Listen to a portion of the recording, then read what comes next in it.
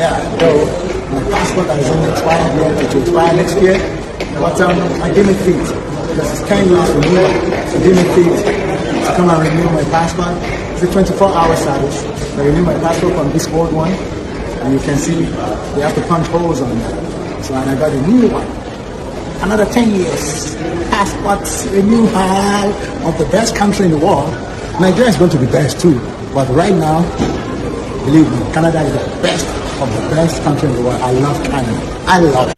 mo tún kí n káàbọ̀ sínú ìpàdé ètò nínú ìpàdé ọlọ́mọ ilé ọlọ́mọ orílẹ̀-èdè abala lérèfé náà ní ojú fèrèsé láti yọjú ìbò la yọjú sí Canada lọ́dọ̀ Olúwo la yọjú sí o níbi tí ó ti ń ṣeré ọmọdé eré orí igi àsìkò ọmọ ẹdun èmi ò mọ̀dí tó ṣe ń gbé passport rẹ̀ ta tó fi ń han àwọn èèyàn pòun rí èrí ní ẹ̀ Nàìjíríà bò bẹ̀ta ṣùgbọ́n Canada is the best country in the world ta ló bí ní story súnmọ́ gbogbo ẹ̀yin tí wọ́n ní ẹ̀ ń gbìmọ̀ràn torí mo gbọ́ wọn láwọn kan lórí ẹ̀rọ ayélujára ní ìsìn wọ́n ń pín nǹkan kan kiri wọ́n lẹ́ẹ̀fẹ́ kó gbogbo fídíò ibi tí Olúwo tó ti fẹnu kọ sẹ́yìn tó ti ń gbèsè jí àdìsí lẹ́yìn tó ti ń ran ajá rẹ̀ ń ṣẹ́ wọ́n lẹ́ẹ̀fẹ́ kó lè tiẹ̀ ẹ fẹ́ fi ránṣẹ́ sí Canada ẹ mọ́ kó bólúwo mi ò ẹ jọ èmo bẹ̀yìn on his behalf wọ́n lẹ́ẹ̀fẹ́ kó ránṣẹ́ pé ẹ fẹ́ fi hàn wọ́n bẹ̀ pé ẹ wo ẹni tẹ́ ẹ fún ní passport ẹ jọ o ẹ mọ́ kó báyìí mọ́ jẹ́ kán revoke passport yẹ o ó ti ní Canada is the best country in the world tó bá revoke ẹ ní ìsìn ṣé Nàìjíríà náà wàá dá padà sí kò ní wàá lè wọ Canada ẹjọ́ abẹ́yìn ni o ọ̀pọ̀lọpọ̀ wọn náà tó bá ń jánu tó ń sọ̀rọ̀ ẹ̀sìn tó fẹ́ fẹ̀sẹ̀ ìdá wàhálà alẹ́ sọ̀rọ̀ pé torí pé òun sọ ní Yorùbá wọn à lè ṣe translation mo bẹ̀yìn ni ẹja mi ń bẹ ẹjọ́ o kì í ṣe àwàdà o mo gbọ́ táwọn kan ti ń dámọ̀ràn kínní yẹn ẹja mi ń bẹ o ẹjọ́ o Olúwo mo tọrọ gáfárà mo tọrọ àforíjì on his behalf o ẹni kí ló kàn mí ń bẹ àyà náà ń rá bàbá ń bí o kó náà ṣàṣọ ẹnu rẹ̀ àwọn ọmọ Nàìjíríà ti gbọ́n nísìnyí o ọ̀nà tán ń gbà yọ sí àwọn tán rò pé àwọn ní agbára àwọn lówó lọ́wọ́ àwọn nífun àwọn lè kánná ọ̀nà tán ń gbà yọ sí wọn nìyẹn ní ìsìn mo sì gbọ́ ẹ jẹ́ á kó lórí ọ̀rọ̀ tiẹ̀ kọ́lọ̀ mọ̀ jẹ́ kó fẹnu kọ ẹ jẹ́ wá lọ tààràtààrà sí ọ̀dọ̀ arákùnrin tí ń rá bàbà lọ́dọ̀ ààrẹ Tinubu yìí kánú àwọn gómìnà yìí ni gómìnà Niger òun ló ń kúnlẹ̀ tí ń dọ̀bálẹ̀ níwájú olódòdẹ ní kí ló ṣẹlẹ̀ òwe Yorùbá ló tiẹ̀ kọ́kọ́ wá sí mi lọ́kàn tán ní ìdọ̀bálẹ̀ ìṣèwà ọ̀rọ̀ tiẹ̀ tí wá ń jà rìnrìn kiri ní ìsìn gangan ní ọ̀rọ̀ tó fẹ́nu ara rẹ̀ sọ síká plẹ̀ Haúsá ló sọ ẹ̀jẹ̀ àkọ́kọ́ plẹ̀ ẹ̀ náà yìí tẹ́ gbá Haúsá ẹ̀ bá túmọ̀ ẹ̀ ṣùgbọ́n ìwọ̀nba translation tèmi náà gbọ́ lórí ẹ̀ ń sọ. Ni ma kai na samu shugaban kasar ce hanyar maji har mai da nema a ban min nasu ko zan jin siyar da Niger ma samu kudin gina Niger na ruwan wai ni nake ciwon kai wani ke sha mu panadol bari ran da zan bar kujeran gwamna bai da lafiya bayan shekara na 8 a gwamna a lokacin zan kawo certificate da su da ne jira abin da na same ku ga abin da zan muku dan ba ku da bashi Allahu Akbar ó náà lẹ ti gbọ́ lẹ́nu ẹ̀ làwùsá yẹn ṣùgbọ́n bẹ́ẹ̀ bá wo fídíò yẹn dáadáa àkọlé translation wà ń bẹ̀ níbi tó ti ń sọ pé òun ṣe bá ààrẹ Tinubu lálejò ní Aso Rock pé òun sì máa sọ̀rọ̀ nípa bí ìpínlẹ̀ àwọn bí ó ṣe máa lọ sókè wípé kí ló wá kan àwọn àwa mọ̀ bóyá àwọn ọ̀tá rẹ̀ ní bá wí pé gbogbo àwọn ará ìpínlẹ̀ rẹ̀ ní wípé bóun bá yáwó bóun bá rè gbowó wípé sí ẹ́díìkì wọn ni pé tó bá di kànráǹgídá pé kò ń ta odidi ìpínlẹ̀ ń ò gbórí póun ó tà táwọn èèyàn bá ń bí pé ṣé ogún ìdílé bàbá rẹ ni ọba àlùgùn ò lè sọ pé kò ń ta odidi ìlú ọba sì máa kú sórí oyè wọn máa wà jàjàre sórí oyè ni ìyẹn kan yìí gba kìtì lọ́wọ́ akátà ìwọ tó wá jẹ́ gómìnà tán kàn yàn síbẹ̀ privilege ló lè fi ṣe 2 term tó wá ń sọ wípé sí ẹ́díìkì wọn ni pé ṣé bí wọ́n lórí ń fọ́ wọ́n wá ń ṣe bọ́ lóògùn ṣé wọ́n ló nípínlẹ̀ ni àwọn ará bí wọ́n máa ń fira wọn pé ń tàn jẹ́ o ààrẹ tí ìgbọ́ni ti ń jà rìnrìn látàárọ̀ nìyẹn o tó ti sọ̀rọ̀ yìí ẹ gbọ́ ṣé mo ṣe máa ń ronú rè ẹ bá ń dá sí àní pẹ́ lọ́dọ̀ rẹ̀ torí bẹ́ẹ̀ bá pẹ́ lórí mímíkímí kéṣikéṣi àwọn ogun yẹn ẹ̀yà àdọ́dọ̀ ìkànnù wọn náà eléyìí ti ṣe gómìnà rí ìyẹn Fáyọ̀ṣe lẹ́kìtì òun ò tiẹ̀ gbégbá àdìbò ṣùgbọ́n ó dúró ti Oyèbánjí bẹ́ẹ̀ náà ló pe DJ ó polórin ó ní kán máa kọrin fóun pé òun fẹ́ mọ́ kí Oyèbánjí bẹ́ẹ̀ ni náwó lódìlódì lórí rẹ̀ ń wú mọ́ ní nǹkan ti dápò nǹkan ti dápò kì í sì sọmọ ẹgbẹ́ APC o APC lóyèbánjí wà o kì í sọmọ ẹgbẹ́ APC o ọmọ ẹgbẹ́ PDP ni o n ò wá mọ tí PDP náà ń wò àtòun àti Wike tán tí ilé wọn dànù EFCC lèmi wá ń pè ní ìsinyìí o ó rèé o ẹ wò bí ṣe ń wèsì owó àwọn kan ní fọ́nrán yìí ti pẹ́ èmi ló ṣe ṣe nítorí tí mo rí àkọlé tí mo rí mbẹ̀ náà ni pé in 2026 ẹ ti wò ó ló ṣagbátẹrù àwòrán tẹ́ ń wò yìí ó sì kọ ọkọ rẹ̀ sí ìtumọ̀ ẹ̀ náà ni wípé lọ́dọ̀ tèmi o àwọn tó ló ti pẹ́ kò pẹ́ o lọ́dọ̀ tèmi owó ní ná dànù yìí o ó sì bọ̀ lọ́wọ́ EFCC ní o EFCC àpèyìn o àwọn ọmọ Nàìjíríà náà ti ń pariwo lé lórí wọ́n sì ti ń pe aago EFCC látìgbà tí fọ́nrán yìí ti jáde ẹ ò ṣe náwó dànù alágbára mọ́mẹ́rò bàbá ọ̀lẹ kí ni máa ń ṣe àwọn ará àbí ìṣòwò ní ná lẹ́ẹ̀lẹ́yìn ni owó náà ni wọ́n tún gbé. Look at what Ekiti state government agents, thugs are doing to opposition. Look at what they are doing to anybody that is campaigning, people that are campaigning against them. Watch this video. This is bad. Ó náà láti rí yẹn o àwọn ọmọ ìyá Hausa ẹ̀gbọ́n wà lẹ́yìn gómìnà lẹ́kìtì àbúrò òun campaign against ẹ̀ àwọn èèyàn àbúrò wọn wá ń fojú wọn gbolẹ̀ wọ́n sì jọ lẹ́kìtì ní orísun àwọn méjèèjì ní ẹgbọ́n ọmọ ìyá kan náà sì ní inú wúùbù kan náà ti jáde ẹ̀gbọ́n campaign pé Oyèbánjí ni ó wọlé àbúrò ń campaign pé kì í so Oyèbánjí mọ́sẹ̀ ẹlòmíì ni ó wọlé ó ga ọ ẹ̀yin ará Èkìtì ẹ̀bọ̀n dá sí o ṣé bí wọ́n mọ̀ wọ́n sì wà ẹ fẹjọ́ sùn wọ́n méjèèjì o ẹni tó dẹ̀jẹ̀ náà méjèèjì lórí bóyá yóò mọ̀ parí ẹ̀. ó dá o gómìnà kẹta tá a fi ṣe sísẹ̀ǹtẹ̀lé ẹjẹ́ àdọ́sùn o ó ṣe bẹ̀bẹ̀ o Adeleke nínú rògbòdìyàn nínú òfin nínú ọ̀la àtọmọ Pandoro ń dàgbà nínú gbogbo wàhálà tó lódòdó gbé kọ̀ lójú agbọ́ wípé ó ti sanwó àwọn local government àwọn òṣìṣẹ́ local government ó sanwó wọn lọ rẹpẹtẹ ṣùgbọ́n yìí nǹkan làwọn amúgbó àkànní káyan létí yín ní eléyìí tá a fẹ́ mú gbọ́ gangan lóore tó ṣe fún kan nínú àwọn tí ń ta pọ́ọ̀fù ó pàdé ọmọ yìí ní títì náà ni ló bá ní kàn dá dúró ó wá ní o ta pọ́ọ̀fù gbogbo èèyàn ló ń pọ́ọ̀fù orí rẹ̀ pọ́ọ̀fù bóyá ló ti ẹ̀ pé 20,000 ó sà fún 50,000 ṣùgbọ́n pápánbárì tó tún wá ṣe gangan ni pé ó ní kàn invite ọmọ ìwọ́nú mọ́tò èrò tí ń tẹ̀lé òun wípé kàn jẹ́ kó wá jókòó tí òun lẹ́gbẹ̀ẹ́ ó wá fún níṣẹ́ pé ìwọ ọlọ́mọ ó wà lára àwọn tí ọmọ dáná fún mi ní ìsìn níyùn bá soríire ẹni sílẹ̀ kẹfì sí ara yín gbọ́ yá àyá jẹ́ àgbọ̀.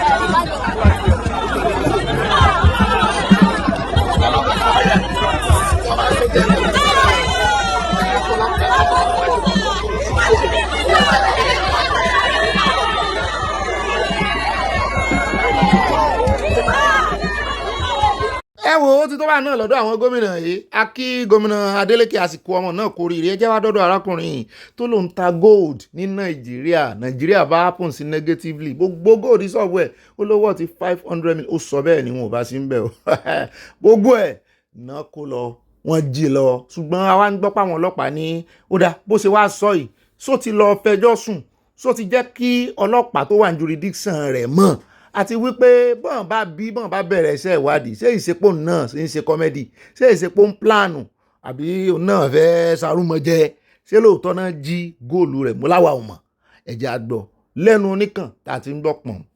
I sell gold jewelries at Atlantic Mall in Chevron. I came to my shop where I have, where I have a lot of jewelries.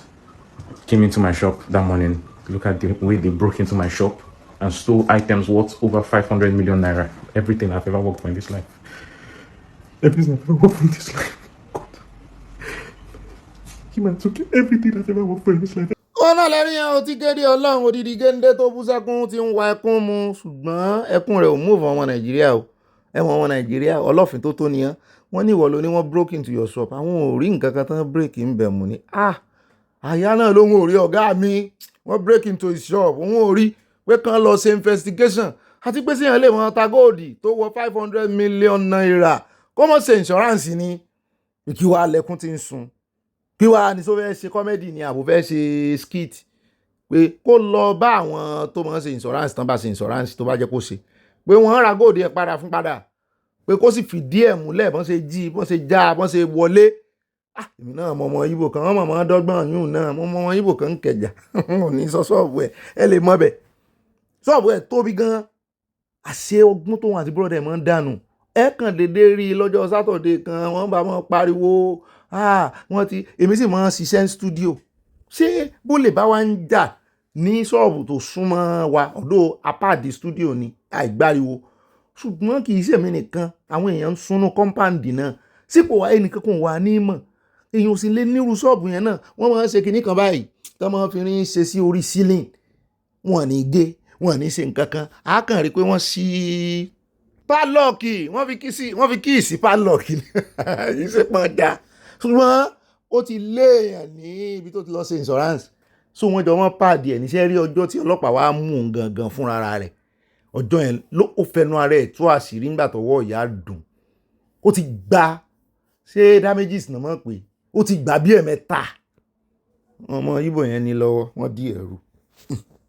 ó rẹ̀ jẹ́ kó ń bẹ́ẹ̀ ẹ wá bá wa mú ìjà yìí o ẹni ta ní ń jà ìjà láàrin Déjì Adéyanjú ẹ̀mọ̀ dáadáa through VDN ní gbogbo wa ṣe mọ̀ ńgbà náà òun náà mọ̀ jánu gan lórí ẹ̀rọ ayélujára ó ti wá jánu débi pé ó rè kọlu Òbí àtàwọn movement yẹn Òbí ti gbé Déjì lọ ilé ẹjọ́ o Déjì náà bá ń lérí léka ó ní n tó ń fẹ́ gan nu lọ́ọ̀yà lòun agbẹjọ́rò lòun ní ṣé ilé ẹjọ́ Nàìjíríà ó jọ ibi tí o ti lè gbẹ́jọ́ ara rẹ tó o ti lè gbàrò wọ́n náà gbà yàn ni ó lè gbẹ́jọ́ ara rẹ rò bó ṣe jẹ́ lọ́ọ̀yà òun tanra rẹ sóò lẹ́rìí kí ló ṣẹlẹ̀ gangan wọ́n ló pe Òbí ní fraud pé fraudster lòbí Òbí bá ní kó mẹ́rin jáde owó bàbá ńlá bàbá rẹ̀ tí bàbá rẹ̀ filẹ̀ gẹ́gẹ́ bí ogún fún tó ń jí kó wá sọ ó nígbà tí Òbí jẹ́ gómìnà ẹ jẹ́ àdọ́rọ̀ lẹ́nu ẹ̀ ó sì ń lérí léka náà ni ṣùgbọ́n ó ti sọ bẹ́ẹ̀ fóbi rí tóbi wò ń ràn bóyá wá rò pé Òbí ò ní gbóhùn lọ ilé ẹjọ́ ni irú ẹjọ́ yìí sì máa waste time ṣùgbọ́n Òbí lòun ó fi mú ẹ̀fọn fèrè àwọn movement Òbí náà wọ́n wá ní bóbí ò bá ṣẹjọ́ àwọn fẹ́ bá ṣẹjọ́ wọ́n láwọn ò sì ní gbẹ̀bẹ̀. Because I'm not political, I'm just expressing my thoughts about why the opposition should come together and unite against the criminal APC and roguish APC government that always rig elections. That if the opposition is divided, that there's no way they can win. I was just expressing my political thoughts and views. The idea of the Obi candidacy excited me, and I said, but that he needed the buy-in of Atiku and Kwankwaso. I even urged Kwankwaso to deputize Obi.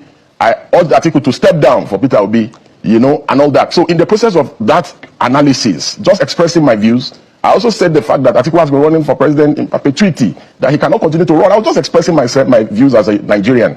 So then Peter Obi all of a sudden started trying to reach out to me to meet me. But at that time I was out of the country. I think I was in Dubai or somewhere, you know. So, but he was persistent in reaching out to me, and I was avoiding him. But you know, I didn't want to see him because I didn't want it to look like, oh, because I've expressed my views, which seems to be like almost in his favor, he now wants to see me and corner me to be one of his supporters. But I don't want to support any politician because I'm not partisan. Because some people had already started even resigning from activism and joining him. You know, so I didn't want to join his bandwagon, but I was excited by the idea of Peter Obi because, of course, Southeast have not produced a president in a very long time, except after post-independence anyway. So I was excited. So subsequently, I made some further views, and this time around, he was more persistent. So one of his aide, a journalist, reached out to me. So we subsequently met, and I said yes. He first recommended me for some of my views and all that, and said that it would be exciting to work together. I said I'm not working with anybody. But I now made some observations about the things that he has been accused of doing in the past. Corruption. Sarah reporter reported the story where his staff was caught with money. He tried to explain it, but I was not satisfied. Then I also raised the issue about these issues of him using state resources in Anambra to invest in his family business. His explanation to me in his defense was that he had resigned from the company before he became a governor. I was flabbergasted. I couldn't just wait to get up to leave the place. I'm like, How can a man that wants to be president of Nigeria not see the clear abuse? You understand? That he has abused his office to do such a thing. He won't justify it. He didn't see anything wrong in it. I was completely disgusted. So eventually, I didn't want to disrespect him, so I wanted to leave. And then he got into, because we're like in the living room, it's like a suite. Then he got into a room and said, oh, please, he's coming. That he wants to go inside the room and he has something for me. So he brought one envelope or something like that. And said, no, this is just a small thing. It's just for coming, blah, blah, blah. I said, oh, I laughed. I said, that means you don't know me. I said, and you are friends with Mimiko, former Governor Mimiko and others. There are people that was close to you. You'll have asked them about me. If we do anything because of conviction, it's even me that will bring out of my money and support you. You know, so he kept insisting that it's not like that, it's not what I'm thinking. I said, God forbid, I left. So, however, I never revealed what happened to anyone. So, I remember vividly, he went to, was it Egypt? To inspect some power or something. At the peak of the Ekiti election, when his candidate in the Labour Party was running. So I criticized and said, you should be in Ekiti and not in Egypt. And I said, because you want to be president, you must go and campaign for your candidate and try to win his aides.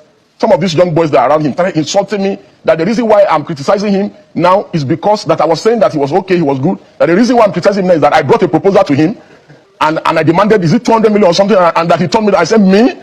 And these are his close aides. So they started doing that. So I said, oh, because I had observed the pattern about them, that they terrorize people online, insult people, slander people.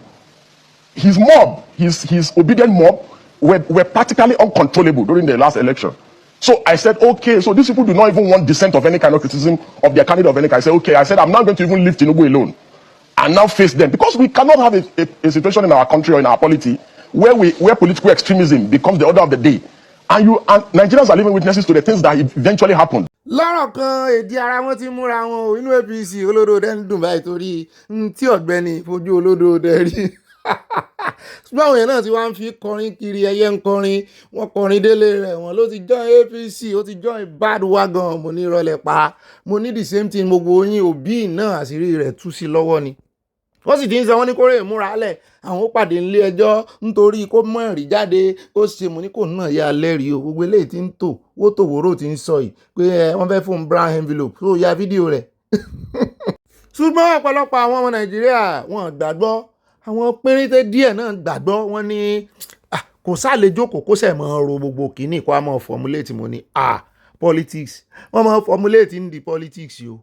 Ebo gbọ́ ọ̀rọ̀ bàbá Ìjẹ̀ṣà ni tí èèyàn kan formulate bàbá Ìjẹ̀ṣà, Ọlọ́run bá wa yọ kó nú ẹ̀wọ̀n tó wà, tó nígbà tán pé òun pé kóun wá ṣe kinní fún Sanwó-Olú, kóun wá ṣe promo fún Sanwó-Olú, pé èèyàn kan sì bà Sanwó-Olú jẹ́ níṣẹ́jú òun. Ó sọ gbogbo history, ó ló lè ní ó lé wọ́n ti gbé lọ sáárò rí, wọ́n ti ṣe kinní kan. Ó nígbà tí Sanwó-Olú wọlé tán fúnra ara rẹ̀ táwọn pàdé níbi tóun ti rè gẹrun ló sọ fún òun wípé propaganda ni báwọn ṣe máa ń ṣe political propaganda ni àwọn máa ń bá tèèyàn jẹ́ ni. Gbogbo tóun sọ fún ẹ lọ́jọ́ sí wo kò sí nǹkan kan tó ṣẹlẹ̀ ń bẹ́ o, bóun ṣe wáyé gan òun fẹ́ tún jẹ lábẹ́ Sanwó-Olú. Mo ní politics.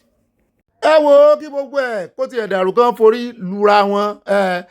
Ẹja kò ń bẹ̀ wàhálà tí wọn nù á fi wọn pàwọ̀ ẹ̀rẹ́ ẹja wá dé sọ́dọ̀ Trump là ń lọ àbí NIPOS, sódà ọ̀dọ̀ NIPOS là ń lọ torí ilé la ti ń kẹsàn-án ròde níbi tí NIPOS tó ti ní ká gbé sí gbogbo ẹ̀yàn ọmọ Nàìjíríà létí wípé láti on the 29 mo lọ́jọ́ òun 29 ní o August 29 wọ́n látè ní lọ wọ́n ní ẹni tó bá fẹ́ sẹ́ndì ẹrù through àwọn o ìṣẹ́ envelope o gbogbo tó rí kó sẹ́ndì sí USA United States of America lọ́dọ̀ Trump wọ́n ní stamp duty $80 mọ́ mi mo rohun wọ́n pe dọ́là báwọn $80 wọ́n lòun lẹ́ẹ̀mọ̀ san kò sí bí envelope yín bó ṣe mọ́ wọn bá tó mo rántí envelope tá a mọ́ lòun gbà náà táwọn fi kọ lẹ́tà primary school abẹ́ desk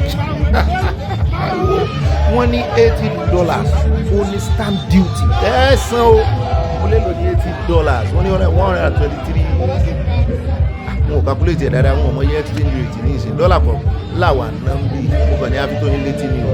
nígbà yẹn ẹjẹ́ àyà lọ́dọ̀ Wike ó fẹ́ jó ẹjẹ́ àwòrán rẹ̀ díẹ̀ mo wà á mọ ẹni tó fẹ́ bá jó tán ń dì mú pé kó mọ̀ rè bá ṣùgbọ́n Wike ló invite ẹ o.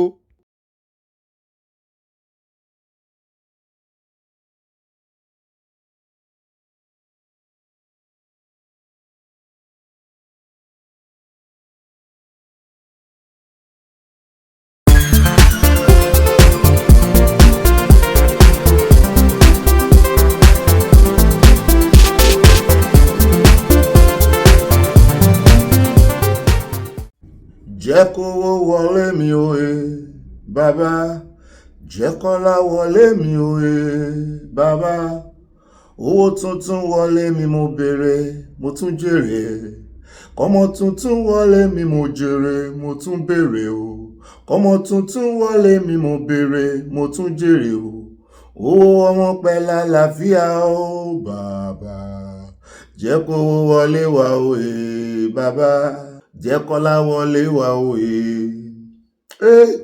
jẹ́ kówó wọlé wa òye bàbá jẹ́ kọ́mọ wọlé wa òye bàbá tún jẹ́ kọ́lá wọlé wa òye bàbá àlàáfíà kó wọlé wa òye bàbá ire kó tẹ̀lé kíre kó wọlé wa òye bàbá owó tuntun wọlé mi mo béèrè kó wọlé yín náà ilé ìdílé aláyọ̀ ọmọ tuntun wọlé wa béèrè ire tuntun wọlé wa béèrè ní tuntun owó tuntun wa mi ò fẹ́ hold money o kówó tuntun wọlé mi mo béèrè owó ọmọ pẹ̀lú àlàáfíà o bàbá ire ọmọ pẹ̀lú àlàáfíà o bàbá jẹ́ kó wọlé mi òye bàbá jẹ́ kọ́lá wọlé mi òye oya kówó wọlé yín òye bàbá lókè ajẹ́kọ́lá wọlé yín òye ajẹ́kówó wọlé gbogbo wa òye bàbá ajẹ́kọ́lá wọlé wa òye owó ọlá àti ajé ògúngúnusọ yóò fi lé wa ṣe bùgbé ìkánú àwọn orin folk song orin Yorùbá ìyẹn tí bàbá wa Dípọ̀ Sódípọ̀ ṣé mo gbó kọ wọn Dípọ̀ Sódípọ̀ náà ni mo wà ó fẹ́ sápá mi lórí ni wọ́n kọrin dàálẹ̀ jáǹtì rẹ̀rẹ̀ àwọn náà kọ ewé ire ni mo wá já o ewé ire orin wọn pọ̀ tí ń bẹ lóko ire kò ní dásẹ̀ nínú ilé ẹnìkọ̀ọ̀kan wa o èmi náà ni mo ń kí yín káàbọ̀ ẹni mímọ̀ yín náà ni o ibà sojú abẹ́ ń pò ó ibà yànnànà ibà lọ tààràtààrà ibà alálàyé ibà dẹ́rìn pòṣónú ibà amúnútutù ó dàbí ẹ̀fọ́ amúnútutù èmi náà ni ibà wọ̀kìlú mọ̀ ibà kanjú abẹ́ ń kó gbogbo ọwọ́ ní romi ṣùgbọ́n tó bá ti yẹ lẹ́yìn òtítọ́ èmi ò ní ìbọn kan o ibà lọ tààràtààrà lọ straight tọ́rọ̀ bá ti di ọ̀rọ̀ òtítọ́ àtòdodo sàn láàrin ajẹnimú ni pẹ̀kọ̀rọ̀ ọmọ mi kan wọ́n ní kí n mọ̀ mú jẹ̀lẹ̀ nkẹ́ mo ní ó dáa kí n mọ̀ sáré wọ́n ní mọ̀ sáré mo ní kó wọ́n bá wà bọ̀rin náà ni wọ́n ní kò lè wà ever wà bọ̀rin wọ́n láwọn gbádùn mi bẹ́ẹ̀ bó ṣe ń gbádùn sìgá mo ní Ọlọ́run ni gbogbo wa ń gbádùn a sì ń gbádùn ara wa èmi náà ń gbádùn nínú abala comment section torí ẹ̀ náà lẹ́sẹ̀ fi mi jẹ oyè tẹ́ ẹ pè mí ní ìbárìn gìnìgìnì bí mi bá ń fi ìròyìn àti àwọn abala lábala tí n bá fi ń rìn gìnìgìnì ẹ̀yin náà ó sì bọ́ sínú abala comment section ẹ̀ mọ̀ rìn mí gánigánì mi mọ̀ gbára alẹ̀ fún yín ẹ̀yin náà sì mọ̀ gbára alẹ̀ fún mi wọ́n tún fi mí joyè ibà gbé wọn débẹ̀ mo ní ibo ni mò ń gbé yín lèmi ò mọ bus stop kankan o wọn ò ní Google map lọ́wọ́ Ọlọ́run nìkan ló ṣáájú ogun wa òun ló kẹ́yìn ogun wa nítorí bẹ́ẹ̀ mo dá ogun ọpẹ́ padà sọ́dọ̀ lọ mo sí fìlà fún ọba àwọn ọba òun gangan ní kábíyèsí àwọn ọba yòókù wọn ya orúkọ lára rẹ̀ ni àbí ká mọ̀ lò fìlà lónìí ní ẹjẹ́ ń lò identity wa ni èèyàn lè ṣe kó mọ̀ ní orísun torí ẹ̀ ló ṣe bí mi inú lánàá nígbà tí àwọn kan tí wọ́n identify ara wọn nítorí ẹ̀ ló ṣe fẹ́ bí mi inú lánàá nígbà tí ààrẹ olódòdẹ tí wọ́n rí àwọn ọmọ Yorùbá tó jọmọ Brazil tó sì identify ara wọn pẹ̀lú ọmọ Yorùbá tán àwọn yẹn sì ń sọ Yorùbá bó tiẹ̀ jẹ́ pé Yorùbá wọn náà ń jálu gálọ́ọ̀pù ó ń jálu gòtò ó ń jálu gegele ṣùgbọ́n síbẹ̀ agbóhun tán ń sọ wọ́n sì ní ọmọ Yorùbá láwọn ọmọ Oòduà làwọn ààrẹ Tinubu ò lè sọ Yorùbá eléyìí ní agbára gan o tó ti wá dá wa náà ni tó burú tó bá náà ni ẹ jẹ́ ń kíra mi délẹ̀ èmi náà ń pè ní ibà ìpọ̀tẹ́lì ibà àlẹ̀jẹ́lì gbogbo tẹ́ bá gbọ́ lórí ètò yìí Ọlọ́run gbé ìpàdé ọlọ́mọ ìlú ìkalẹ̀ ọlọ́mọ ilé ọlọ́mọ orílẹ̀-èdè láti ní ká mọ̀ fi tún ìwà ara wa ṣe ni kò ní ká fi tàbùkù èèyàn kankan nídìí èyí ẹ lè gbọ́ lẹ́nu wa pé a tàbùkù èèyàn kankan irọ́ àfi ń pàkíyèsí ara wa sí ni o ká lè fi tún ìwà ara wa ṣe èmi náà ni mò ń jẹ́ ibà ọ̀pàpà parada nínú abala comment section ó yẹ ju bó ṣe yé mi lọ àyà parada ó dọ̀gá rẹ̀ parada ó dà yá èmi náà ń pè ní ibà ọ̀pàkọ̀kọ̀ àwọn òpèké ó yẹ pọ̀ lọ nísàláwo àti ìmọ̀jọ́ tá a mọ̀ yá àti ìmàfin tá a yà sí tá a ti rè joyè ṣùgbọ́n èmi mọ̀ pé jà àwọn tó parí àwọn ọba méjèèjì ó dá ẹ mọ̀ jẹ́ adé ẹ̀nà pẹ̀lú ká mọ̀ gbogbo lọlé olóró ká mọ̀ fi ọ̀pá pọ̀lọ̀pọ̀lọ̀ péjọ ẹ mọ̀ jẹ́ ń dá yín lágara time torí mo mọ̀ pé time is precious mo ṣe wá yin Ọlọ́run ọba lókè mo dúpẹ́ lọ́wọ́ tí yín náà o wọn mú mọ rírì yín gan ni o wọn ò ní wá yín tì wọn mọ̀ rí yín bá o n ò ní jọra mi lójú o. Ẹ ṣeun ṣe mo dúpẹ́ lọ́wọ́ yín o fáyì tẹ́ ń wá fún èròǹgbà yín fún contribution yín. Èèyàn kan jáwàdé lórí ìkànnì ó dá alákọ̀ọ́kọ́ nú àwọn abala àkórí ìròyìn níbi tá a ti mọ́ dami tútù wájú tá ti tẹ̀lẹ̀ tútù tá ti mọ́ kànlẹ̀kùn ó lè jẹ́ lẹ́kùn àgànràndì ó lè jẹ́ ilẹ̀kùn kẹrin mọ́jẹ́lé ó lè jẹ́ remote control ilẹ̀kùn gbogbo ilé ìtẹ́bá ti ń lọ àwọn náà sì ti ń lò lẹ̀kùn ní ìwò ní ìsìn tẹ́lẹ̀tẹ́lẹ̀ náà mọ́ kí wà wípé ànílẹ̀kùn àní kọ́kọ́rọ́ ẹ̀rù wẹ́wẹ́ la fi sọ lé ní ìsìn àti ń lò lẹ̀kùn remote control ẹni tí ò bá fẹ́ kó lè kóhun ó kóhun lẹ́rù lọ yóò lò lẹ̀kùn ṣùgbọ́n ọlọ́run náà ní sọ yẹn o. gbogbo ilé ìtẹ́ wá bá pàdé inú abala lérèfé ó ti di àfìsẹ́yìn tègún fi sọ ojú fèrèsé láti yọjú alákọ̀ọ́kọ́ nú abala àkórí ìròyìn ẹ jẹ́ àkọ́kọ́ da omi ilé ìwájú náà ẹ jẹ́ adé ọ̀dọ̀ Minister for Interior Minister Olúbùnmi torí látànà tán ti fi ìròyìn léde wípé ó passport ti wọ́n kí ló dé tẹ̀tún agbésókè 100% láti 50 ìkan wọ 100 láti 100 ìkan wọ 200 àwọn ọmọ Nàìjíríà ń ṣàròyé wọ́n ní láyé ẹkọ́nọ́mì olódòdè ṣùgbọ́n bọ̀dá yìí náà ganu sí máìkì wọ́n gbìyànjú láti convince àwọn Nàìjíríà but the more he wants to convince the Nigerians the more Nigerians got confused ṣebí wọn wá ní ṣùgbọ́n wọ́n ní bẹ́ẹ̀ tí ẹ wà rí nǹkan kan jẹ nínú àfikún owó táwọn fi sí wọ́n ní láàrin ọ̀sẹ̀ kan báyìí àwọn promise yín lẹ́ẹ̀mọ́ gba passport yín mo ní contactless tẹ promise lọ́jọ́ sí aya ní ká fi wọ́n lẹ̀ pé progressively ni pé gẹ́gẹ́ bí orúkọ ẹgbẹ́ wọn APC náà ni ó dà wọ́n láàfún one time wọ́n fẹ́ ṣàlàyé àwọn ọ̀rọ̀ kan fún wa à ń bọ̀ ń bẹ lónìí náà nínú àkójọpọ̀ ròyìn bàbá kò ń bẹ tán á dé ọ̀dọ̀ àwọn ẹgbẹ́ ASUU o níbi tí ìjọba ti padà wá ganu sí máìkì tán sọ wípé àwọn ò rí dọ́kúmẹ́ǹtì tí ASUU ń claim pé àwọn tọwọ́ bọ ìwé pẹ̀lú ìjọba ní 2009 mo ní ẹ ti ju dọ́kúmẹ́ǹtì nù dọ́kúmẹ́ǹtì ó ti rámáyé how many government ló ti jẹ láti 2009 náà títí dìdá yìí ASUU kílẹ̀ yìí náà ń wò ASUU náà láwọn lọ́rọ̀ láti sọ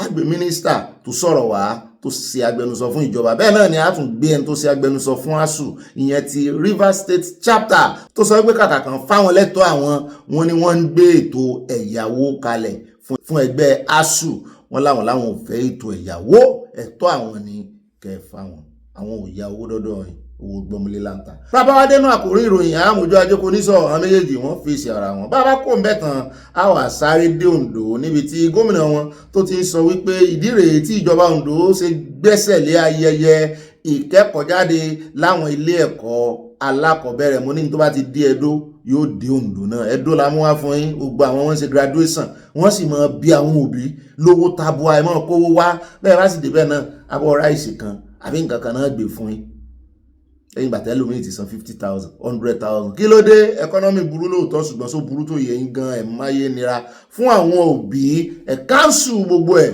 wọ́n ní láti Ẹdó nìsín ó ti dé Oǹdó bóyá yóò wà dé Èkìtì yóò fò fẹ̀rẹ̀gẹ̀dẹ̀ yóò dé Ọ̀yọ́ yóò yà lọ́ṣun yóò dé Kùnà yóò yà lógùn state yóò dé Kwara kámọ́ wo enough is enough wọ́n fi kìíní yẹn wọ́n fi ń pa owó wọlé ní àwọn proprietors and proprietors.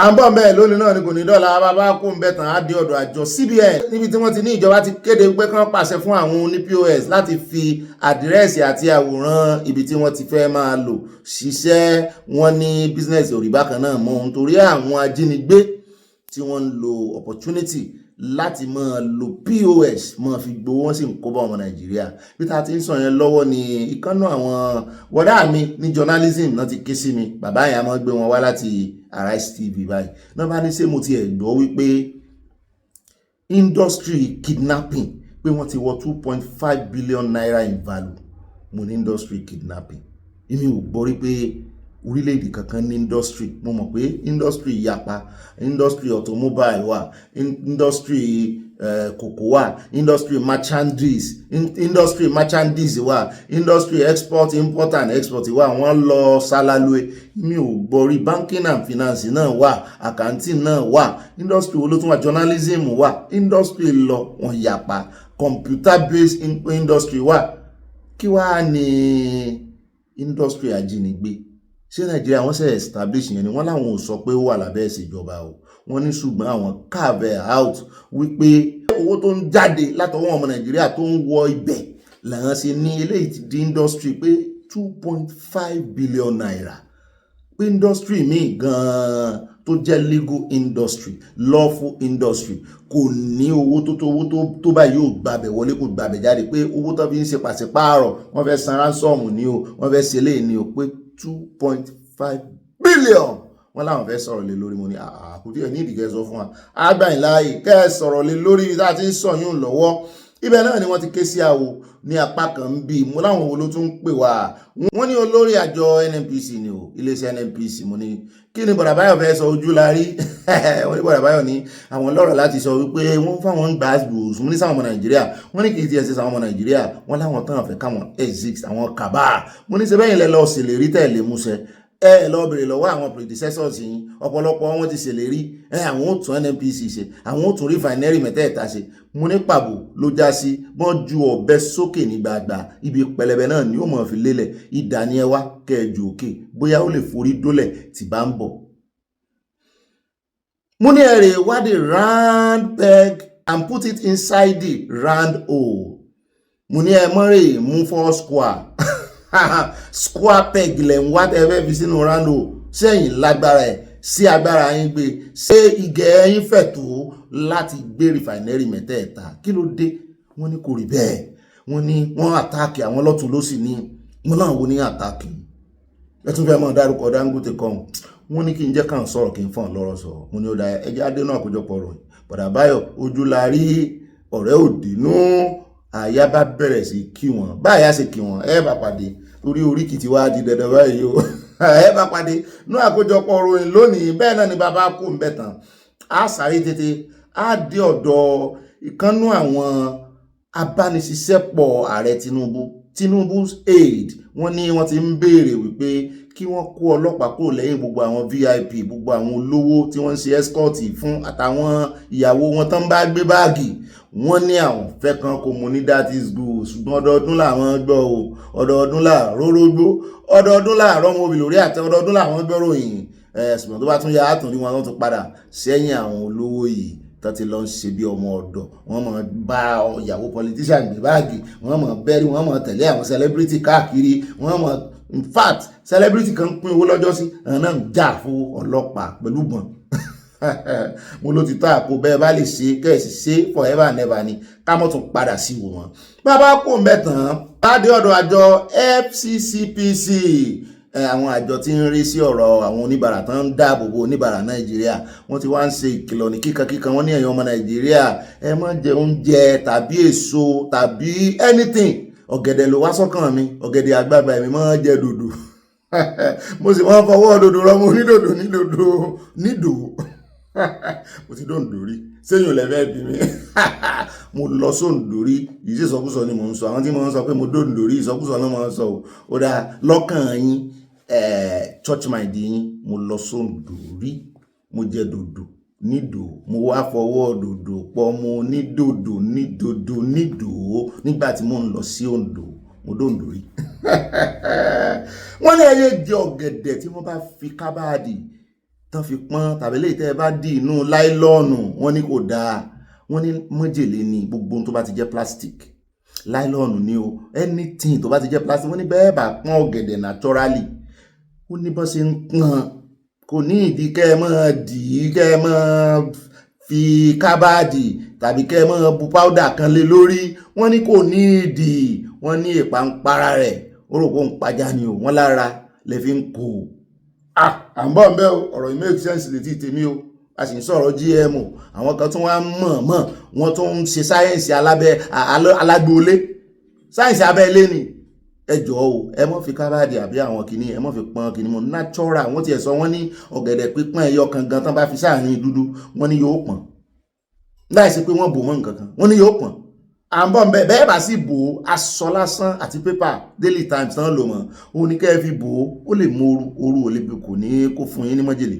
ṣùgbọ́n ẹ mọ́ wọ́n sọ̀rọ̀ púpọ̀ lórí rẹ̀. ẹ jọ̀ọ́ o, gbogbo oúnjẹ mọ́ wọn póòtù tẹ́ ń jẹ kiri, àwọn ọ̀gẹ̀dẹ̀ máa wo èèpo ọ̀gẹ̀dẹ̀ tán bá bólẹ̀ kan tó dín, wọ́n bá tiẹ̀ ti dín tán kẹ́ tó débẹ̀ gan, ẹ wo èèpo rẹ̀ tán bólẹ̀, ó bá ti ní oríṣiríṣi kọ́lọ̀. ní máa ní kọ́lọ̀ kan báyìí, kì í ṣe black yẹn o, amúní black, wọ́n máa ní kọ́lọ̀ kan báyìí bíi white brown báyìí, yóò rí ẹ ti mọ̀ pé léyìí ó kárùn, ọ̀gẹ̀dẹ̀ yẹn kó àrùn. ẹ jọ̀ọ́ o, ẹ mójútó ntẹ́ ń gbé síkùn ọmọ ẹyẹ bá jẹ lẹ́yẹ agbéfò bẹ́ẹ̀ bá sì lọ jẹjẹkújẹ kó wọ́n rè ìdí jẹjẹrẹ ṣẹyẹ lára o àní káìsàn wa àní kárùn. bàbá tí wàá kó mẹ́tàn á dé ọ̀dọ̀ agbẹnusọ ọlọ́pàá lẹ́kọ̀ọ́ níbi tán ti gàùn sí máìkì wọn náà fẹ́ sọ̀rọ̀ lórí ìṣẹ̀lẹ̀ kan tó ṣẹlẹ̀ ọjà méjì náà ti para wọn lánàá ìkan ní Balógun mo ní ṣe Balógun Kẹjà wọn ní Balógun lẹ́kọ̀ọ́ wọn lọmọ Ìgbò Chibuka wọn ló pa ọmọ Yorùbá ọmọ Kogi Sodiq wọn ló gún pa wọn ní Buhari wípé ti kú ló náà bá mọbẹ ló bá gún ara rẹ̀ léjìká ó bá wà unconscious wọn lẹ́lẹ́kejì ẹni sùúrù ẹlẹ́ẹ̀kejì wàá lè ó lè koko bí ojú ẹja wọ́n ní owó dé onírin mú ní ọ̀nà tí wọ́n gbà lọ létí bá lọ Kòròdú nígbà náà nù tráfíkì burúkú kan ó máa ń mú bẹ̀rù ọ̀hún náà tí wọ́n dá pàápàá jùlọ táìmù tí wọ́n bá close owó dé onírin àwọn oníbàràǹdà wọ́n pọ̀ ń bẹ̀rù wọ́n ní arákùnrin kan tí ń jẹ́ Abíọ́dún Àráórì mo ní wọn mọ̀ pé ṣe ní picture ẹ̀ wọ́n náà ní picture ẹ̀ kí ló ṣe gangan wọ́n lóun gangan lórí ọ̀rọ̀ land grabbing mo ní sanfẹ́ lọ gba ilẹ̀ tán tí ń ṣe ọjà òde onírin lọ́wọ́ wọn ni wọ́n ní wàhálà sábẹ́ẹ̀lẹ̀ ọlọ́pàá ti declare wanted báyìí nítorí ẹ̀ la ṣe ń gbé agbẹnusọ ọlọ́pàá Èkó bọ̀ wọ́n ní wọ́n pa èèyàn 3 wọ́n lòun ló sì ṣàgbàtẹ̀rù wọ́n ní kó wá ro tẹnu ẹ̀ wọ́n láwọn bọ́ìsì ẹ̀ náà tún wá na ọ̀gá ọlọ́pàá kan mo ní bóyá yẹn ló jẹ́ kó káwọn ọlọ́pàá lára à ń bọ̀ ń bẹ́ẹ̀ àgbẹ̀ níbẹ̀ lónìí ẹ mọ́ mind di bedroom voice mi yìí o ẹ mọ́ mind ẹ o torí ṣẹ̀dún fẹ́ láìkẹ́ díẹ̀ o ṣe é láìkẹ́ àbí ká gbé sókè ní ká mọ́ pa lábẹ́ bó bá ti mọ́ pa akétata kọ́ lọ́rọ̀ ò gbọ́ tọ́lọ́rọ̀ bá gbọ́ kí lọ́rọ̀ ó ṣe. wọ́n àwọn tèmi rán mi létí wọ́n ní kí n má gbàgbé wọ́n ní mo kí oríkì mi lánàá ní ti ìyá wọ́n ní kí n rántí kí ti bàbá lónìí òun ní ká tó parí ètò ẹran létí àyà rán létí o ó rẹ̀ lè táwọn fi káàdì àkórí ìròyìn lẹ̀ òun náà á tún fi sẹ́yìn bá a ti mọ́ fi sẹ́yìn torí a ti mú ìtàn mọ́ ìròyìn wa báyìí ó ti ṣe kókó wọ́n fẹ́ fi ìtàn wọ́n fẹ́ fi dà wá lágbónú wọ́n fẹ́ fi ìtàn wọ́n fẹ́ fi yàn á jẹ wọ́n fẹ́ fi ìtàn wọ́n fẹ́ fi gba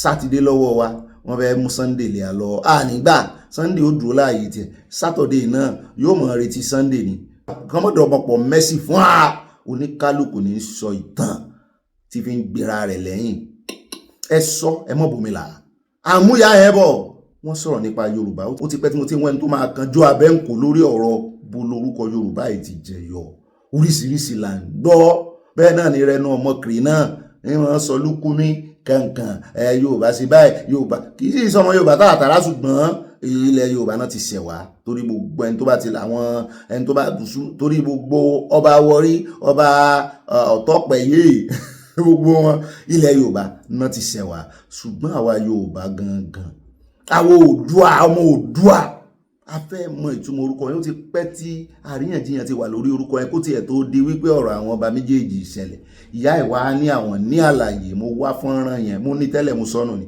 àṣé bẹ́ẹ̀ yóò bá sọ nǹkan nù kì í mọ iye rẹ̀ wọ́n wá gbé ìyá yẹn wá ìyá yẹn sand mo dẹ̀ rí pé kò sí àmúlùmọ̀lá bẹ́ẹ̀ èmi náà ti lọ wò wọ́n dáadáa mo rí pé kì í ṣe pé bóyá wọ́n ń gbè sí torí pé èèyàn bá ń sọ̀tàn gbà mí tó bá fẹ́ gbè sí lumi ilẹ̀ yẹn yóò mọ̀ jẹyọ nínú ìtàn rẹ̀ mo rí wípé pure náà dálẹ̀ bí oyin gan. àmọ́ bẹ́ẹ̀ àmọ́ afúnyin lónìí àwa ní ìrìjú báyìí lọ nínú gbogbo abala àkórí ìròyìn gbogbo oyin tá a dà wájú yìí náà yóò tó tẹ̀lẹ̀ tútù mo like voice òkè ó dẹ̀ bedroom voice. ẹ jẹ́ ń gbé òkè kó mọ̀ dọ́ọ̀lù díẹ̀ ẹ já wọnú abala sáná wọlé wa lọ torí abẹ́mọ̀ sáná sójú ara wa kì í ṣe náà wẹ́dà o iná flash ni o ẹ ṣe cheese iná flash ni o ẹ jẹ́ ń kọjú sí mi kí n kọjú sí ọ ẹ ṣe cheese ẹ ṣe Mushin ẹ ṣe ọlọ́ọ̀ṣà sínú ẹ wojú kámẹ́rà ẹ̀wẹ̀yẹ àfi ẹ fẹ́ ṣe pọ̀ ẹ ṣe pọ̀ ní kẹ́ ẹ ṣe ẹ mọ̀ ṣe pọ̀ àfi pàkà píktù ayọ̀ wa ni wọn ò ní lò fún RIP láti Ọlọ́run Èdùmàrè oṣù tó ń lọ o àwa láàrẹ̀ yìnyẹn a tún rí ní oṣù kẹsàn-án atẹ́gùn ẹ̀ ti ń fẹ́ sí wa atẹ́gùn òrìṣì ni òun ló bá orin tí mo kọ wọlé yẹn dé ọdún yìí ti ń lọ àwa ń súnmọ́dún ọdún náà ń súnmọ́ wa bàbá rere mọ̀jẹ́ àfọ̀fọ̀ sọdún òun náà bá lára sáráwọlé alákọ̀ọ́kọ́ ń bẹ̀ ẹ jẹ́ àdé ìròyìn kan tá a mú wá fún yín lánàá àwọn ọmọ tí wọ́n ní ọmọ kan láti ẹ̀mú wá àmọ̀ kan pọ̀ tí wọ́n ní wọ́n gbégbá orókè